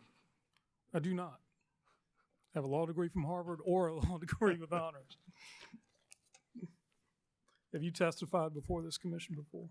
Yeah, it's been my pleasure to testify before this commission many times, both in formal dockets such as this one and in a number of allowable ex parte communications on topics including the Public Utility Regulatory Policies Act of 1978, or PURPA, Act 62, and the design of programs for the competitive procurement of energy generation resources. And why are you testifying this evening? So I'm here today to respond to certain claims made by Dominion Energy South Carolina witness Danny Cassis regarding his interpretation of the Siting Act. Okay, let's start going through some of these claims and your responses. On page 4 of Mr. Cass's direct testimony, he claims the issue in this matter is whether the 75 megawatt threshold in the Siting Act, quote, refers to a facility's generation capability at the site level or the grid level. Do you agree? And please explain. No, my testimony talks about some of the problems with the wording choices, and you specifically asked about capability, and I tend to focus a lot in my testimony about the meaning of the word capacity, but in particular, and you heard a lot from Mr. Cassis about the term grid level. In my 13 years working on regulatory and contractual matters in the renewable energy industry, I've never heard anyone try to make this distinction by referring to the DC rating of solar panels as the facility's site level production or capacity, and the AC capacity of the facility as its grid level production. Just haven't heard that distinction. I don't think it's a meaningful one. Instead, solar panels that are components of a solar facility have a maximum DC rating, not a capacity, a maximum DC rating. That's the potential direct current energy that the panels can produce in isolation, while the overall facility itself has a maximum AC capacity. That's capacity to deliver to the grid. It's the maximum designed operating capability to generate power that can be interconnected to and used by the electric system. Used by the electric system. That's the key. Mr. Cassis is trying to create the impression that there are two different measures of capacity. There are not. That there are two different measures of capacity of a solar facility. This site level capacity that he would like you to believe exists, and the grid level capacity. And what he's trying to do here is say that the Siting Act is referring to the former, this imaginary site level capacity, and not the actual capacity of the facility. I'm aware of no basis for that distinction. As the Federal Energy Regulatory Commission and the D.C. Circuit Court of Appeals have concluded, as DESC itself has accepted until recently, the capacity of a solar facility is the maximum AC output of usable power to the grid. That's what capacity means. The DC rating of the facility's individual components is not a measure of a facility's capacity. Solar facilities have a designed operating AC capacity, and that's the capacity, as you've heard, that's the basis on which facilities seek interconnection to the grid, are studied by the interconnection utility, in this case DSC. And under the facility's binding interconnection agreement, a solar facility is legally prohibited by law from operating at a capacity greater than its maximum AC capacity. That's not a manipulated value. It's the facility's fundamental design and operating capability and capacity. A solar facility can never deliver more energy to the grid than its AC capacity, regardless of the DC rating of its panels. There is simply no basis for saying that the DC rating of the panels represents the facility's capacity or its, quote, true capabilities. Mr. Levitas, what do you say to Mr. Cassis's testimony that using AC capacity as the Siting Act threshold would allow facilities like Catalina to later increase their output and evade Siting Act review? Well, it's a funny concept, as I explained in my testimony, for two reasons. I mean, he's assuming that these facilities would break the law, violate their contracts. First of all, it's not physically possible to increase the output of the Catalina facility as designed and improved construction operation because the facility will be incapable of operating at more than 74.97 megawatts AC. If a signal, and I'm sure Mr. Hopkins has talked about this further, if a signal were sent to the Catalina facility to exceed that AC capacity, the facility would not and could not fulfill the request. So the Catalina facility or any inverter-based solar facility is similar to all other generators, including combustion turbines or coal plants. They all have designed operating capacity when constructed, and the hypothetical chance that they could be modified after construction doesn't change that. I mean, any facility can be modified after construction. So said another way, Mr. Cassis's concern over post-construction modification applies to all generators, AC or DC, and doesn't support the use of a DC metric. In addition, it's undisputed that exceeding a facility's output limitation specified in its interconnection agreement would subject the owner-operator of the facility to dire consequences, including disconnection from the electric grid, loss of all revenue and income on a $100 million plus investment, default on financing and partnership agreements, millions of dollars in contractual damages, significant reputational damage with regulators and the public, and exposure to penalties by the National Energy Reliability Council. There's no basis to think any facility would ever subject itself to those sanctions through post-construction modifications. Do you agree with Mr. Cassis that using the AC capacity as a Siting Act threshold is consistent with consideration of environmental impacts and notice provisions supporting a DC rating threshold? Let me reword that. How would you respond to the suggestion that the Siting Act's consideration of environmental impacts and notice provisions support a DC rating coverage? Well, I've spent much of my career as an environmental lawyer and regulator. I know how to write laws that are intended to deal with environmental thresholds, environmental footprints, environmental triggers. If the General Assembly had intended for the Siting Act applicability to be based on the physical footprint of the facility, there was an obvious and very straightforward way to do that. Express the threshold in acres instead of megawatts. And the General Assembly is considering doing that as we speak. It didn't do that. There are many, many laws, in contrast, and regulations that do establish acreage thresholds. And that's not what was done with this act. Nor do I agree with Mr. Cassis's argument that the Siting Act is primarily an environmental law.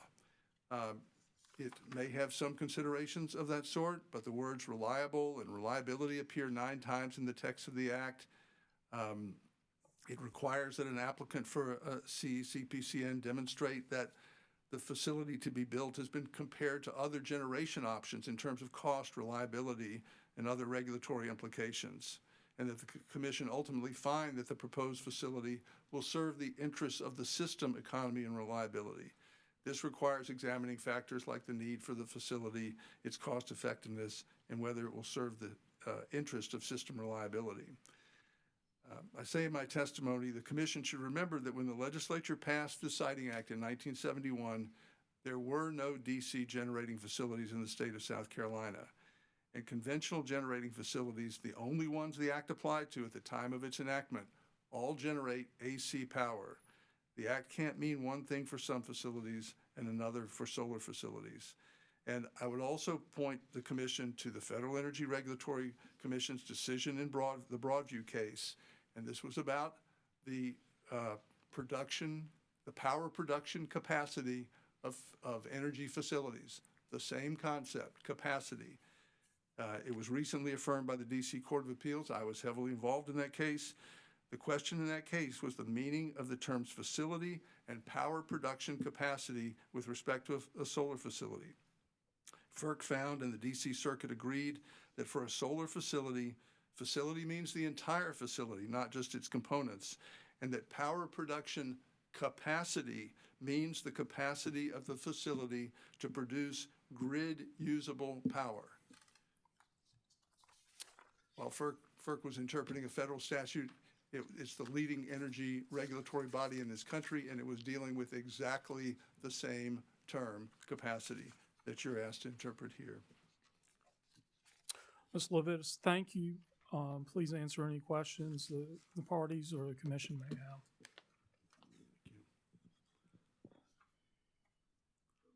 Sasiba?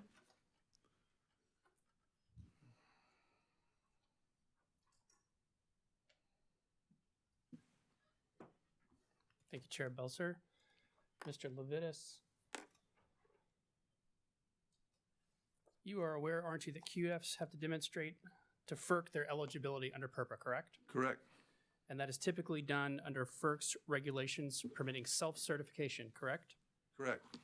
And a QF self-certifies by filing a Form 556 with the FERC, isn't that right? That's correct.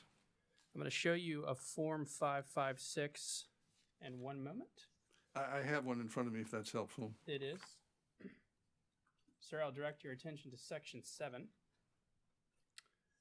And I'm going to read to you, this is the instructions that are on the form, correct? Indicate the maximum gross and maximum net electric power production capacity of the facility, correct? Correct. What does maximum gross mean in that context? It means the maximum potential output of the facility at the inverters, the maximum AC power of the facility. Now, I should say, and I want the commission to ask that you understand this, I've had a lot of experience with this form. I know a lot about it. I've talked to FERC about it. This is a confusing form. It's not particularly well worded. There has been confusion on the part of qualifying facilities about how to fill out this form. And as was pointed out, I believe by DESC with respect to a facility called Bowman, there have been some facilities that in line A of this form have filled in their DC capacity, and then when they get to the bottom of the form, they wind up with their AC capacity. And that's occurred. It's a mistake. It's erroneous. There is nothing in this form that provides for conversion from DC to AC. And I'll be happy to walk you through this form and explain why every line on this form calls for an AC value. So there is a gross AC value, and there are certain losses that occur. Most notably, you're running your offices and your other facilities at the power plant. You run those on AC power. So after you produce the AC power with the inverters, there are some losses, and those are accounted for in this form. What happens in a conversion from DC power to AC power is not a loss from gross to net power. When you think about gross and net, you have your gross income, you deduct expenses, itemized deductions, and so forth, and you wind up with a net income. That is not what happens when you move from a DC number to an AC number. Inverters do not diminish in any meaningful way the power capacity of the facility. What they do is convert it to a different type of current that is usable by the grid. So I'm not sure if I've answered your question, but the line A7A calls for the maximum gross power production of the capacity. That is a maximum AC value. Would you agree with me that there is a corollary in what you just discussed on the Form 556 and what South Carolina has in its South Carolina generator interconnection procedures? And in answering that question, I'm going to direct your attention to this document one moment.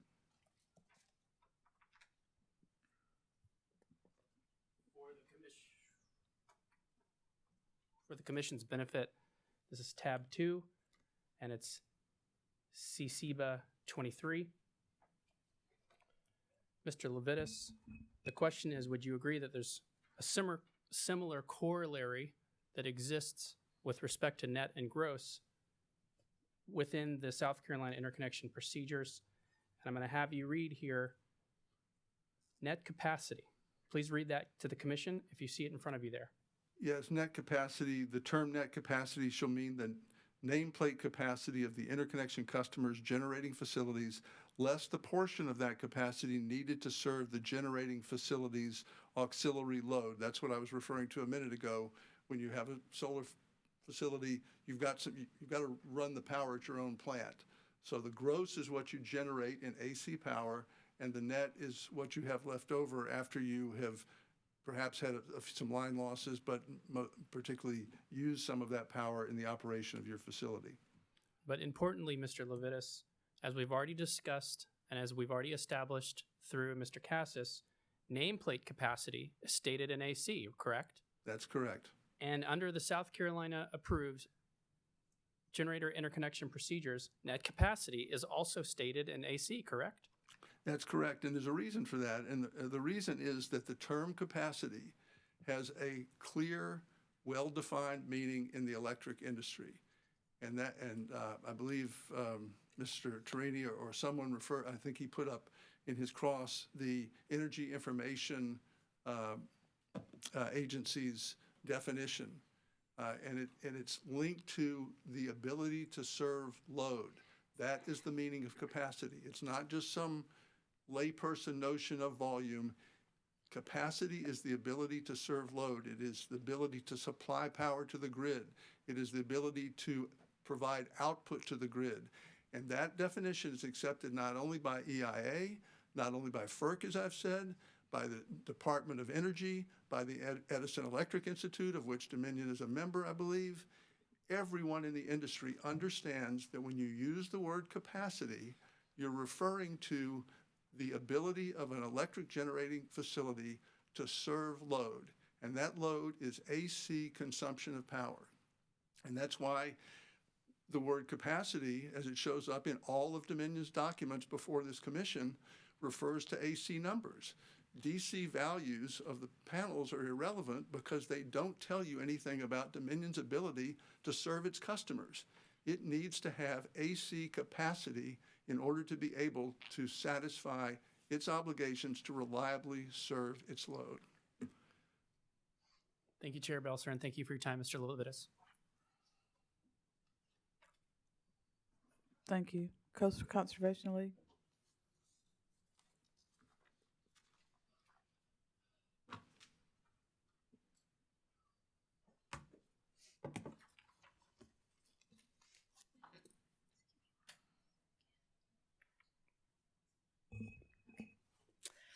Good evening, Mr. Hopkins and Mr. Levitas. My name is Emma Clancy. Can you hear me all right? Yes. Great. Now, Mr. Hopkins, I'm going to start with you. And I'm not an engineer, so please correct me if any of my terminology is incorrect in the course of my questioning here. Now, in your description of the Catalina solar facility on page 6 of your rebuttal testimony, you characterize solar panels as something like the raw ingredient for a generation facility. And based on your familiarity, your understanding, your expertise as an electrical engineer, would that make the DC rating of solar panels somewhat analogous to the BTU rating of a thermal unit, like a combustion turbine? I believe that's an accurate representation, yes.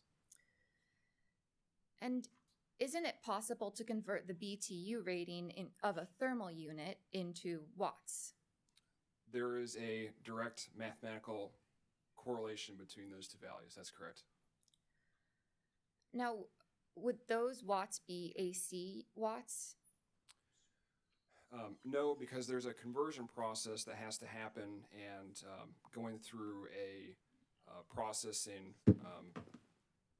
just general process, in order to convert that form of fuel, if you will, into a usable form of energy, in this case, going to a different, the output of that generator. Okay, so the BTU rating of a thermal unit, even though it's possible to convert it into a watt, that's similar to a DC rating of a solar facility. Both measure watts of energy production potential, but not AC electrical production capacity, correct? That's correct. And now, while we're on the subject of raw material, I'm wondering if you can provide some technical insight on a point Mr. Snowden made yesterday. Now, did you hear him say that looking at the DC rating of a solar facility would be the same as, looking at the aggregate DC rating of solar panels stacked in a warehouse? I recall that, yes. Now, those panels in a warehouse, those panels are theoretically capable of being used to harness a certain amount of the sun's energy, right? And that's reflected in their DC rating. In theory, yes, but as they are by themselves, they would not produce any power. Right, but it's if they were used in the right way, they have some theoretical capability. In theory, yes. Right, so, and since those panels are like raw material, that capability is never going to matter for customers or utilities or anybody unless it's harnessed as one component in an electric generating plant, right? Correct. As they are, the solar panels by themselves are not a useful form of energy. And they also can't operate at any capacity without the rest of the solar facility and thus can't drive a major utility facility determination. Correct. It's really the system as a whole which determines the usefulness of the sum of the components. Now, thermal resources, such as the ones that existed at the time the Siting Act was enacted, those plants also rely on raw materials to generate electricity, which they ultimately put on the grid, correct? That's my understanding, correct. So let's consider a pile of coal. That coal is capable of producing a certain amount of heat energy.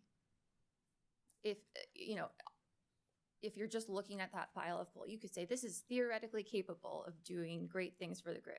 It has a potential amount of energy, that's correct. But no one, not in 1971 or now, would consider the energy potential or the theoretical capability of that pile of coal to be what triggers Siting Act review. This is a little outside my well, expertise, but that? I believe so. Okay, right, and that's because the raw coal is just one component of an electric generating plant that happens to be fueled by coal. Correct. And so it's only when the coal's energy potential is combined with other technologies and components like turbines that it is capable of operation at an electrical capacity. Correct. Again, the system as a whole is what should be considered in terms of the output capacity. Great. Thank you very much. Now I just have a few brief questions for you, Mr. Levitas. Now, I'm focusing on a slightly different part of the definition of a major utility facility, but you would agree that that Siting Act review is triggered when an electric generating plant is designed for or capable of operation at a capacity of more than 75 megawatts. Correct.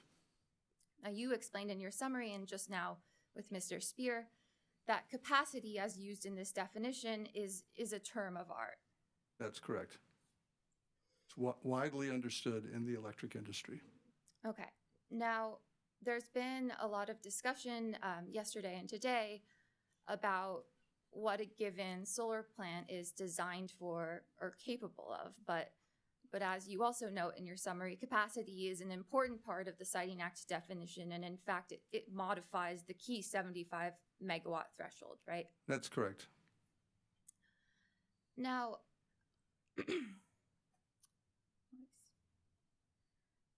we've also heard throughout these past 2 days about how solar facilities with a higher DC-AC ratio, or with solar panels that add up to a higher DC rating, can generate electricity for more hours in the day, right? They can generate more electricity during more hours of the day. Correct. Right, and the energy would refer to those additional hours of energy production, which result in a smoother curve, as megawatt hours generated, right? That's correct. Now, megawatt hours that are produced by a solar facility with a higher DC-AC ratio, those units in standard industry terms refer to the energy produced by the facility, correct? That's correct. And there's a lot of discussion of that in the literature that I cited to earlier from all of the relevant agencies and organizations. The distinction between capacity and energy. And it was also addressed by FERC and the DC Circuit in the Broadview case. Okay, so, right, you've anticipated where I'm going. So energy is different. Energy, when we're talking, electrical industry terms, energy is different from capacity. And I'm wondering if you could just briefly remind the Commission of the distinction between energy and capacity. Right. So energy is the actual volume of electrons delivered by the generating facility to the grid over time. Capacity is the maximum amount of electrons at any moment in time, instantaneous time, that a generating facility can deliver to the grid. It's the maximum amount at an instant in time that can be delivered to the grid. So producing energy for more hours in a day doesn't impact or increase a solar electric generating plant's capacity, which is what matters for purposes of determining commission jurisdiction under the Siting Act, correct? That's correct. And because a solar panel is never capable of delivering more energy to the grid than its AC capacity, there's no basis for saying the DC rating of the panel represents the capacity level at which the facility is capable of operating. That's right, and Mr. Hopkins may want to help me on this, but I think it's important to understand that these the panels are not producing at their rated DC capacity. That's not what's happening. What's happening is during early morning hours, late hours in the day when the sun is not shining as much, or when there's cloud cover, by having a higher DC rating on the panels, those panels are able to produce more energy and thereby approach the AC capacity limit of the facility.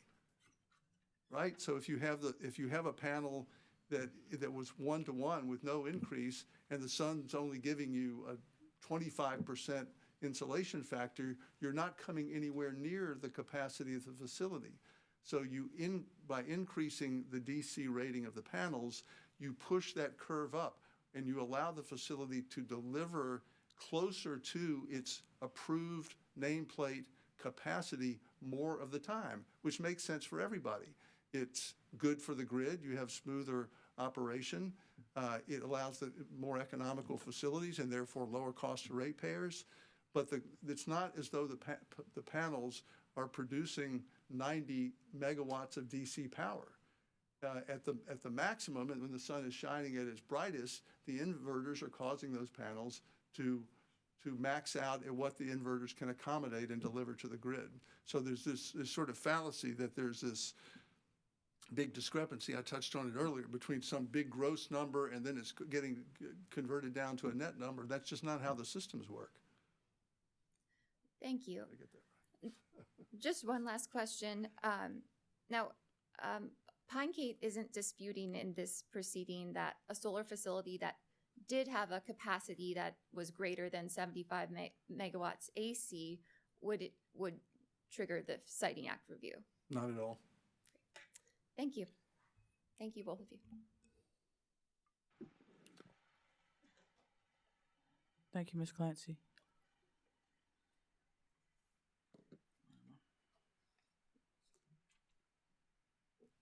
Duke. No, Madam Chair, thank you. Dominion.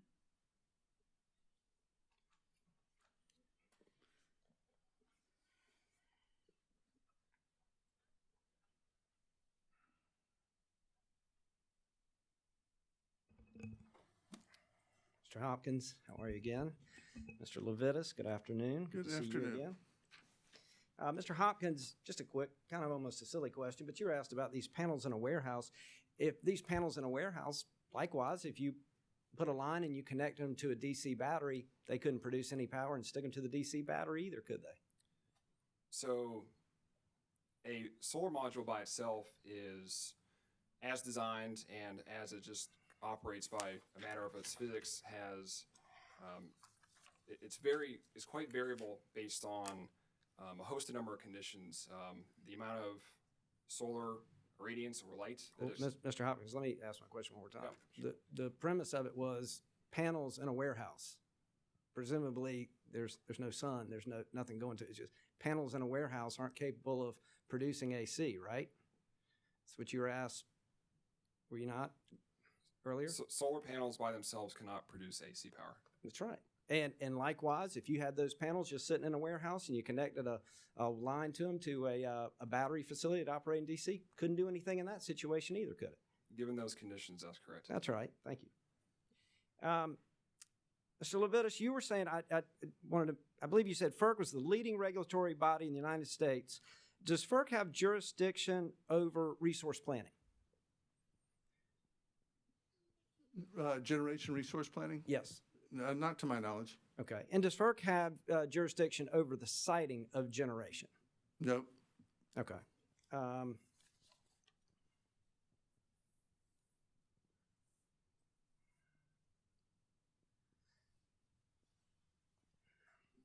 Give me one moment, Mr. Levitas.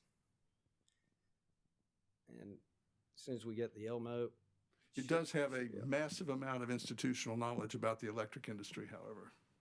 Oh, I don't dispute that. This is from ORS's petition. And in ORS's petition, they said electric generators have a nameplate capacity.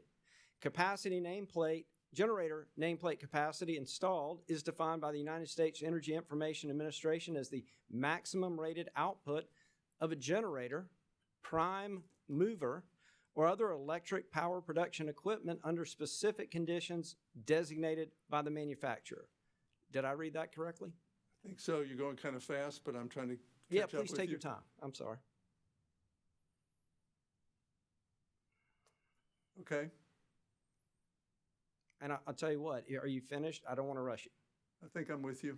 All right, how about you read the next sentence then, please? Installed, we're starting with installed generator. Yes, sir, please. Nameplate capacity is commonly expressed in megawatts and is usually indicated on nameplate capacity physically attached to the generator. Okay. And did you see the word load? Did you read the word load in that sentence? I don't think so. In that Okay. sentence? No. Yes, sir. I'm not seeing it. You're correct. And then could you read the last sentence, please? It begins the nameplate capacity. The nameplate capacity of a solar PV module is generally rated according to its maximum DC power output under standard test conditions. Okay, thank you. And are you familiar with what they call standard test conditions? No. Okay. It's all right. I'm just curious. Thank you. Could you put that back up for 1 second? Sure.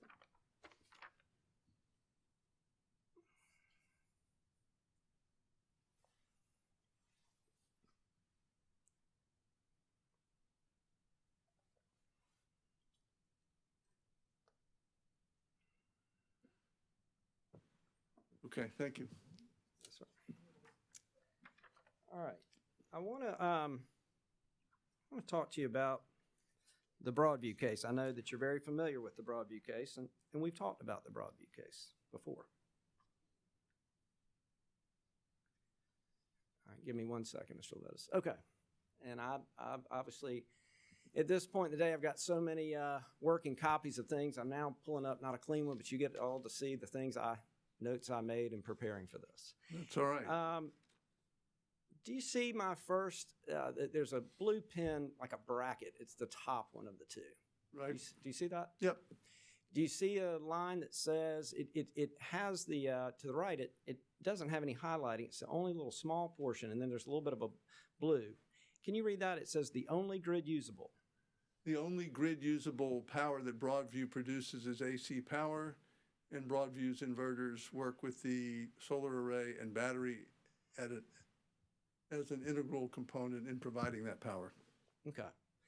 And what does the term grid usable mean to you? It means exactly what I've been talking about. It means the capacity of the facility to serve load, to deliver usable power for customers to use, to supply power to the system, to produce output to the system that can be used by consumers of electricity. And so there's no way in the world someone could say, well, grid usable power at the grid level, I kind of get what those two terms are. They're intended to say at the grid level or grid usable. There's no way people could say those terms seem pretty close in your world. I'm sorry, which two terms? At the grid level or grid usable? Well, the problem is not the use of the term at the grid level. The problem is Mr. Cassis's suggestion that there's a distinction in the electric industry between site level capacity and grid level capacity. The term capacity, and we have the citation to EIA and to other sources, when people in the electric industry talk about capacity, as a defined term, they're referring to grid usable power. They're talking about the ability of electric generating facility to provide usable power to the grid to serve load, not how much a panel can produce. And so that's just, in resource after resource, that's how it's used. And as I said, that is why Dominion, in every proceeding and in every document filed in this commission, when you ask the question, how much capacity do they have on their system? How much solar capacity do they have on their system? They express that in AC because that's all that matters. All that matters is whether they have the capacity to serve their ratepayers. It doesn't matter how much DC output there may be on some solar panels. That doesn't do them any good. What does them good is having AC capacity that can be delivered to load. Thank you, Mr. Levis. My question was actually a little bit easier. You stated in your testimony that in your 13 years of working in regulatory and contractual matters, you never heard of anything referred to grid level production. And I'm just saying the court in Broadview, a case that you're steeped in, that you're an expert in, you were a major influencer in the decision and outcome of it, used the term grid level or grid usable. Grid usable, and I think that it's just different from grid level in the context in which Mr. Cassis used it, which was to distinguish it from what he calls site level capacity or production.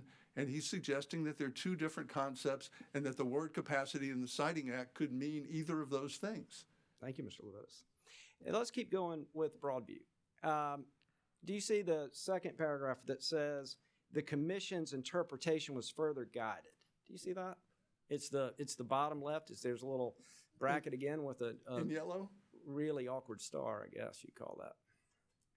I had an art teacher that told me she never believed anybody couldn't do art until she met me. I was in high school. I see something in yellow, but I don't. Oh yeah, but that part's not in yellow. Okay, the commission's okay, I'm with you. Okay. Could you read that just so I don't read it too fast? Could you read that starting line? With at the top? Where it says the commission's interpretation, and just read down to the mandatory, and I'll have to move the page up for you to pick up on the other side. The commission's interpretation was further guided and is amply supported by the statute structure and purpose.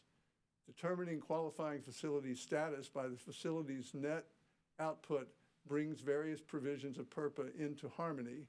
One of the main benefits of being a qualifying facility is the mandatory purchasing requirement, but the mandatory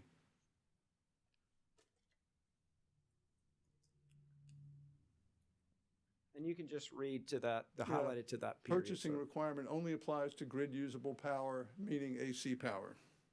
And so is it fair to say that they, in evaluating this interpretation, the court said, let's look at the purpose and we've got to interpret PURPA. Is that fair? Yes. And is it fair that the court said, and to do this, let's look at the purpose and the intent of PURPA? Is that fair? Yes. And one of those things was that PURPA was focused on a mandatory purchase obligation. Is that correct?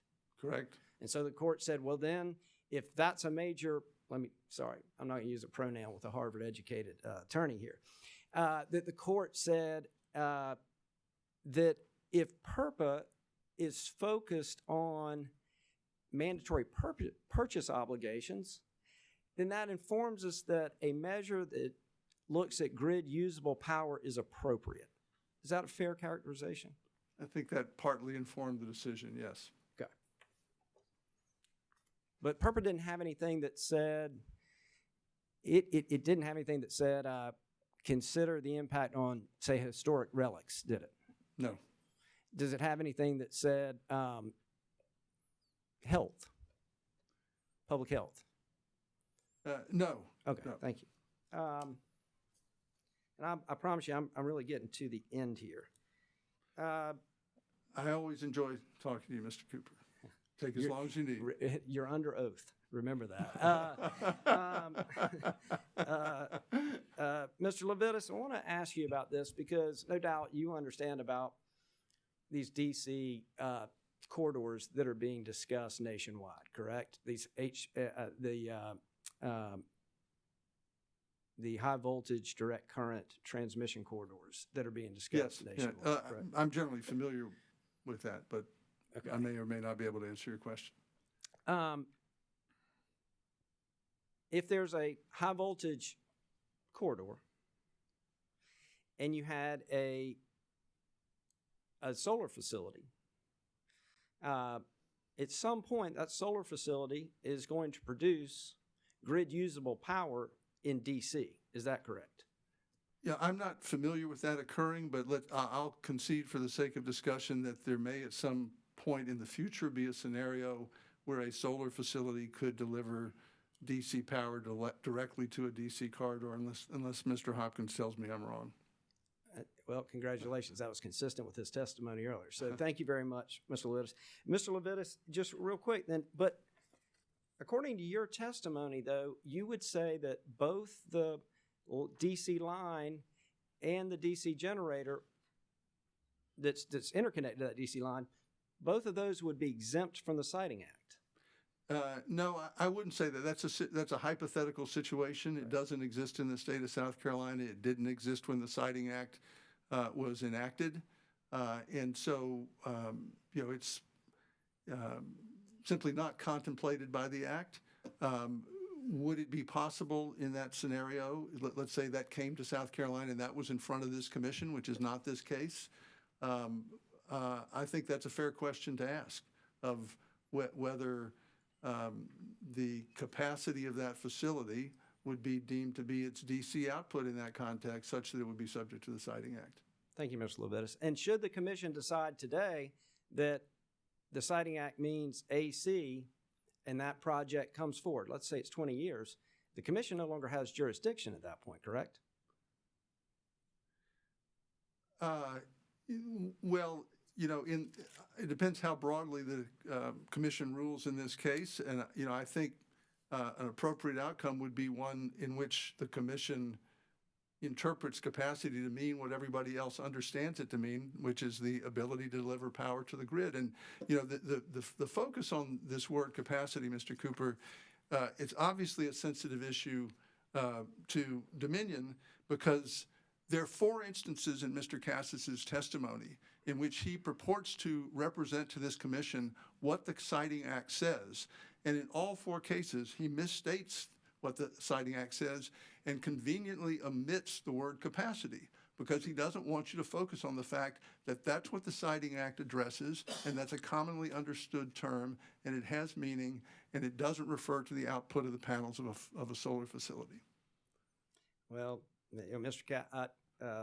Mr. Levitas, I guess from time to time those things happen with testimony. In your testimony, you said DC, it has to be either MCAC or MWDC. It's got to be one or the other. So, according to your testimony, DC lines and DC generators in the future wouldn't be subject to the Well, Siting Act. I'll be perfectly honest with you. I'll be honest with you. I had not contemplated a hypothetical speculative scenario. Didn't exist when the Siting Act was enacted, doesn't exist today in the state of South Carolina. I just didn't think about that possibility. I'm glad you presented it, and that may call for some nuance in the commission's order.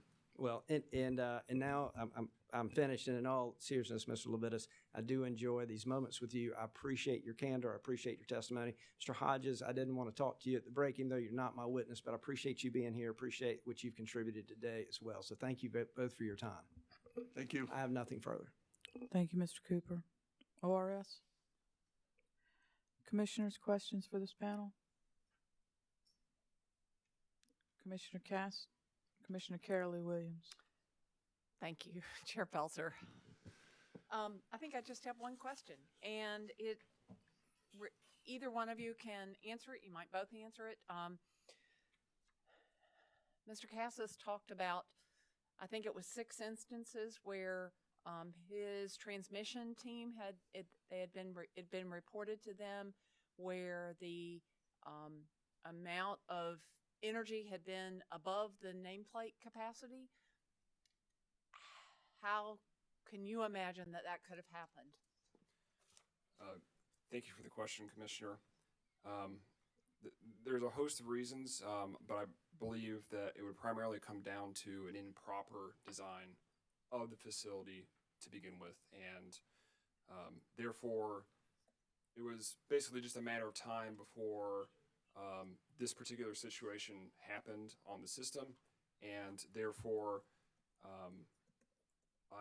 while I don't know all the details of these particular situations, I feel generally confident as a professional solar engineer that the engineering team and the OEM revisited the facility and made a correction to the design such that it is no longer capable of producing more than it should have been in the first place.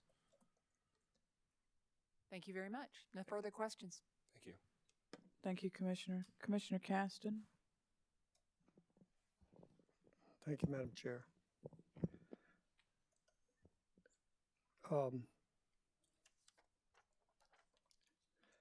Quickly, Mr. Vitas, good afternoon, by the way. Good evening. Good evening. I know How are you, everyone's sir? ready to go, and so am I. So, you mentioned the General Assembly didn't include footprint in the Siting Act, correct? Yes, sir. Like you said, if they intended to do it, they would have, or they're considering doing something now. That's right. And I believe we cited in our briefs a number of other provisions in the general statute that do contain acreage limitations as triggers or caps. And those are very common in environmental regulatory laws, in my experience. So why do you think they would consider something like that? Why might they be considering it now? Yes. Just out of curiosity. Well, I'm not terribly familiar with that bill that was introduced in this past session, but I am fairly knowledgeable of solar permitting bills being introduced around the country. And if the goal of a regulatory program is primarily to address environmental considerations, it's not unusual for there to be a threshold linked to acreage. I would say that is fairly common. For example, erosion and sedimentation control laws typically apply where you disturb more than an acre of land, or there are certain wetland permitting requirements if you have fill of more than certain wetlands. So acreage is a very common metric for a threshold or a trigger in a purely environmental regulatory law, environmental protection law. And so my explanation of what we have here is a law that was, as I said in some of my testimony and others have said, it was a multi-purpose law. And so 50 years ago, the legislature had to decide what kind of threshold to use given the multiple considerations that it was concerned about in the approval of energy facilities, and it elected to go with one based on capacity rather than acreage. And those types of capacity limitations are typical with respect to energy regulatory laws as opposed to environmental protection laws. And obviously you have something that's a little bit of a hybrid here, but that was the call that the General Assembly made, and they may choose to revisit that. At the time, there was no real potential for any kind of disconnect between the two. Maybe that has changed, and they need to consider whether that should be revisited.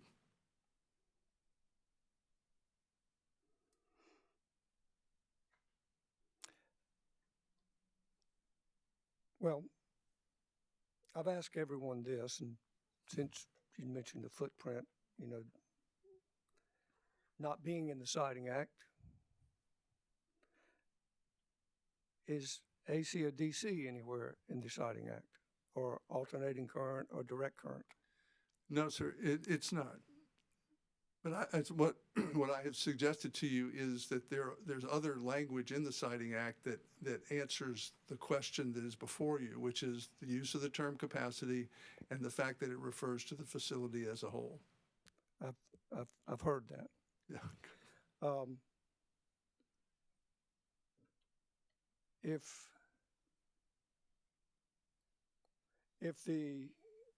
I keep hearing 1971, and I think we've had some discussion over the last 2 days that there have been amendments to the Siting Act in 1993, 2006, 2019, 2021 for various and sundry reasons. So there's been opportunity to make amendments. If they want to add AC, DC, footprint, whatever. That's correct. But as I read it, just personally, and I'm not trying to entice you one way or the other, you know, the utility facility siting and environmental protection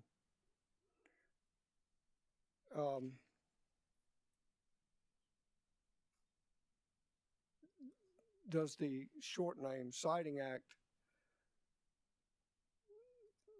you agree, I think you agreed, that it has something to do with environmental protection also? Yes, in sir. addition to other stuff? Yes, sir, absolutely. Okay.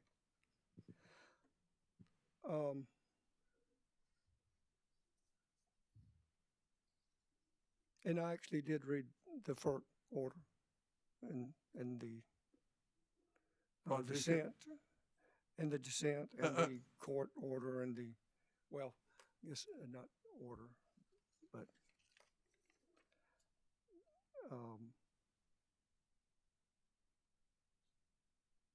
the DC Court of Appeals decision. One final thing, Form 556. I went through all that too. Yes, sir. And I'll admit, you know, when I looked at some of the lines, like, I don't know what that means. But, you know, some I did follow. What I was trying to follow when you were talking about it, like it was confusing and didn't mean so and so. I didn't follow what you said. So I'd be happy to walk you through it again. Well, I think everyone here would shoot me if you tried to go through all these pages. So I was thinking just page 10 for right now, because that just happened to be where I have it. Which page 10 is where it starts on like line 7A. Yes, sir. 7B, 7C, Right. 7D, and so forth, et cetera. Are these the areas you were talking about? Were you talking about other areas? Were you talking about this area and other areas? I was referring to exactly what you're talking about. And just very quickly, a couple of things that I would point out to you. Please. There is nothing in this form that contemplates a conversion from DC to AC. And if you look at line 7B, which is the first deduction from the gross number, it's parasitic station power. That's what I was referring to earlier, the power that you use at your own facility to keep the lights on and run the computers and so forth. That is AC power. So by the time you get to line 7B, the first deduction, that's an AC deduction. That means that line 7A has got to be an AC value, and there's no mention of any conversion. And if you look at all of the other losses are AC losses, and they're ones that occur after the inverter. And I mean, in some respects, I'm not sure how relevant this really is, because at the end of the day, what FERC and the court say is it is the net number that determines the meaning of power production capacity under PURPA. But Dominion has tried to point to this form, and one instance where it was incorrectly filled out with a DC number at the top to suggest, oh, well, there's this DC capacity number and there's this AC capacity number. Maybe the Siting Act could mean either one. And I've just suggested that is a fallacy. That is not how capacity is understood in the industry, because it is the capacity to deliver power to the grid. And as I said, there's a reason that in Mr. Cassis's testimony, at every opportunity, he runs away from using the word capacity and misstates what the Act says, because he doesn't want you to think about the word capacity, because it has a defined meaning. Getting back to line 7A. Yes, sir. It's not well worded. Well, whether it is or is not, when I read it, right, gross power production capacity at the terminals of the individual generator. Again, not trying to plant it one way or the other. I don't see whether it's DC or AC matters one iota in that particular terminology or definition. I would concede, Mr. Casson, that it's unclear whether that's referring to the panels or the inverters. What I would say to you is there's no operation in this form, if it were to be the panels, that gets you from a DC to an AC number. And there's no way that you could deduct from a DC number in line 1 the parasitic station losses, which is an AC number. You just can't do the math. You can't deduct an AC number from a DC number. So the form needs to be rewritten. As you know, the DC Circuit said this form is guidance. It's not controlling. It's not dispositive about what's really going on here. It's unfortunate that it's confusing, but it certainly doesn't stand for the proposition that there's recognition by FERC of a concept of DC capacity. This form's been around a while, hasn't it? Yes, sir. And there's been a lot of confusion about it. Mr. Hopkins, I'm not going to ask you all the questions I asked you before. You've already answered them. This maximum output and the output and capacity and that kind of thing, I'm familiar with EI's definition too. And I got to be honest, based on my kind of experience, what I've always thought it meant, and always, at least in the world I was in, but that's me. As I read the EIA definition, maximum output, the maximum output commonly expressed in megawatts, measure of energy, that generating equipment can supply to system load.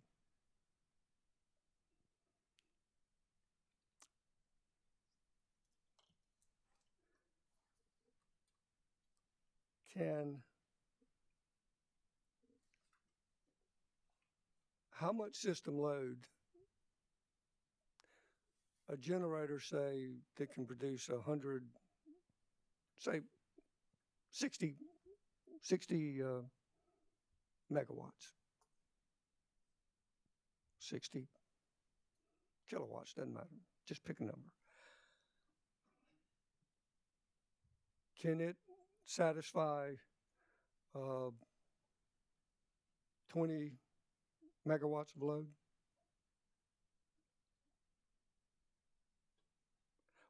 How much load can a 100 megawatt generator, any generator,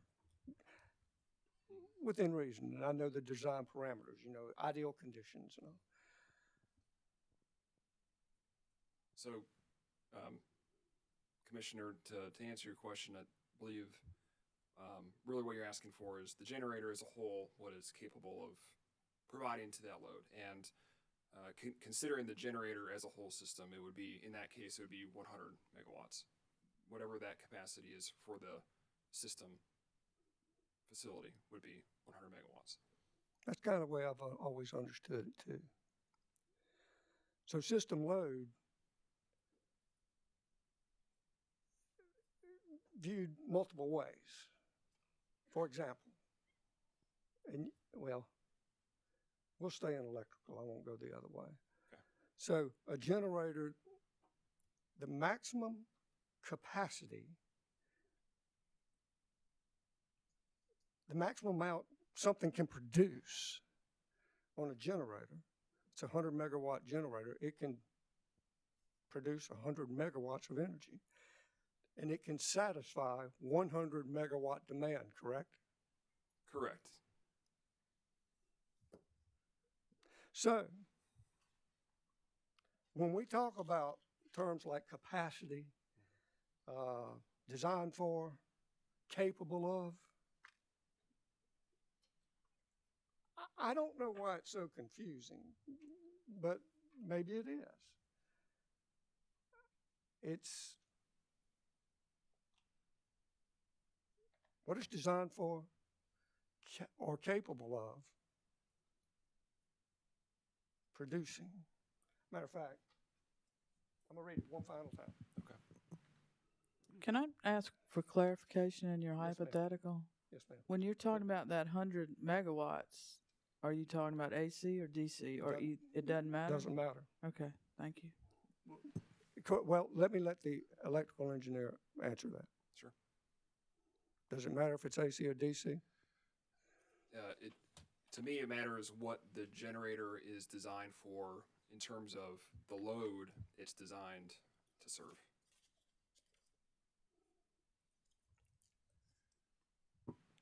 Did that answer your question? Commissioner Good Casson, answer. if, I was just going to say, if I might, that just so, in response to Chair's question, a 100 megawatt DC array is not capable of serving 100 megawatts of load. It's not capable of doing that. Let me, if you don't mind, ask the electrical engineer. Unless you're the electrical engineer, I'll go and ask you. I'll let you ask it. Okay. But That's I just all want to I be need sure he right now. understands the question. Again, Chair didn't understand it, I didn't understand it either. I'm not trying to confuse the issue. I'm trying to understand it. I'm trying to get to the facts of the matter because I have certain understandings based on my past. That's just the truth. Sure. So I'm not trying to dictate what I believe on anybody else. So when I read this again, electric generating plant and associated facilities, that can be anything to anybody, but a generating plant is what generates. Associated facilities designed for or capable of operation at a capacity of more than 75 megawatts. So the generating facility, I said 100 megawatts of energy. It could be DC or AC. If it is a DC generating whatever it is, and it's 100 megawatts of DC generating capacity designed for, how much load can it satisfy 100 megawatts of load? All things equal. Thank you for the question, Commissioner. I think I just want to bring it back into perspective of what the generating facility is designed for. And if we're trying to equate the components of that system to ultimately the load that it's serving, there's not a direct translation necessarily between those various components. And so if you have let's say you have a 100 megawatt DC facility with just for simplicity, 75 megawatts AC capacity to the utility. That facility is not capable of providing 100 megawatts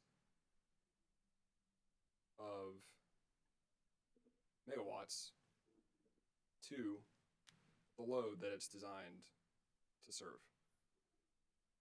It's designed to provide, in that case, 75 megawatts. I'm not talking about this facility. I'm just talking about generic. Okay. Again, I'm not trying to trick you. I'm not trying to trip you up. I just want a straightforward, accurate answer. Okay. All I'm interested in is I've heard all these things talked about, designed for, capable of, capacity, and everything else. A generating facility that can generate 100 megawatts, pick a number, doesn't matter, 100 megawatts of energy. Theoretically, by design, if this is a true statement, can satisfy and serve 100 megawatts of demand. True or false? So if the generating facility is designed for 100 megawatts, then the load can accept 100 megawatts. It can serve 100 megawatts of load. Okay. I'm gonna stop there because I just see everybody looking at me wanting to kill me right now. So I'm through. Thank you, Mr. Levitas, Mr. Hopkins. Thank you. Thank you. Commissioner Thomas? Thank you. Everybody can stare at me now. So I have a question for Mr. Hopkins. We keep talking about AC and DC, but my understanding is a watt is the base unit of power in an electrical system. Is it possible for a watt to exist that is neither AC or DC? I believe that is correct. Watts that is can't possible. exist that are not AC or DC. I think I heard you just say. Yes, that's correct. Because that's what the law refers to, watts or megawatts. But we keep talking about AC and DC. So what's the relationship? The law says watts, megawatts. Right. So again, it's my understanding, and I'm not an attorney to interpret the law or the Citing Act for that matter, but again, the purpose of any generating facility is to serve a specific load. And so, given the case of solar and Catalina, in this case, it would be AC, because that is what the generating facility as a whole is designed to serve that specific load. The utility is a transmission system AC rated, and so that would be, again, whatever that load is. In this case, it's AC. Does that answer your question, Commissioner? Not really. Okay. If you would be able to reword the question, I'll be happy to try and rephrase my answer as well. Well, I mean, to me, the question is about as basic as I can get it. Okay. Where and how does a watt exist in a system, generating system, that is not AC or DC? Okay, thank you for the clarification. So, taking that back to the conversation that I was questioned on earlier, again, it's my understanding that different forms of raw energy or fuel can be converted between different units of energy measurements, such as between BTUs and watts. There's a direct multiplier to get between the two. And in that case, the unit of watt does not have either a DC or AC value associated with it. So it's neither watts DC or watts AC, it's just watts.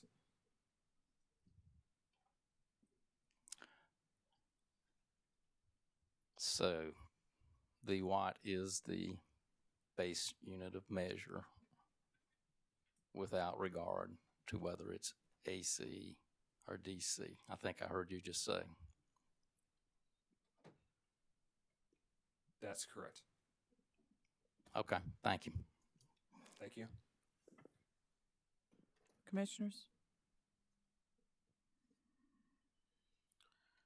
Mr. Holman or Mr. Torini, any redirect?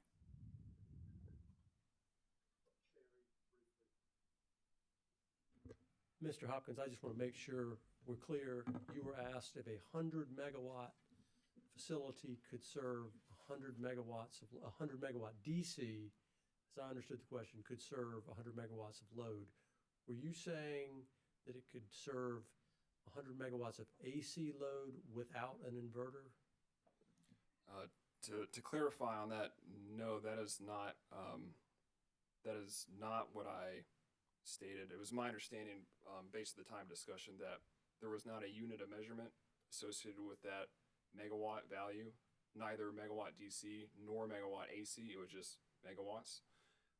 So the intent of my response was really what the facility is designed to serve at that load. So as a whole, if the load is AC, then if the facility is designed for and capable of 100 megawatts AC, then it could serve 100 megawatts AC. If in a completely different situation, the facility is designed for and capable of producing 100 megawatts DC to a DC load, then that 100 megawatt DC generating facility as a whole could provide 100 megawatts DC to the load. But the Catalina facility that you designed is designed for and capable of operating at no more than 75 megawatts capacity. Is that correct? 74.9. 74.97 megawatts AC. Right. Okay. Thank you. Any recross?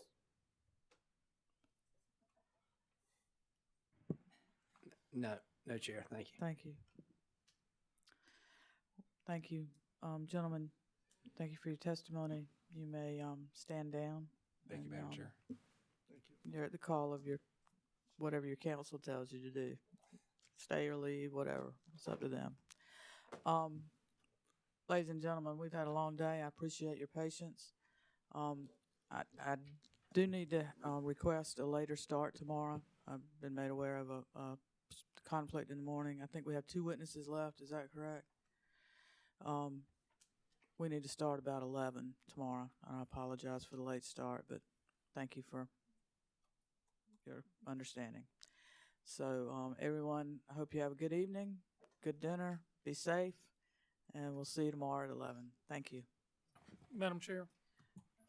Mr. At Torini. the risk of making another mistake, are these witnesses excused? If you tell them I've told them they can stand down. I've said you can tell them what to do from there. All right, I understand now. Thank you. Thank you.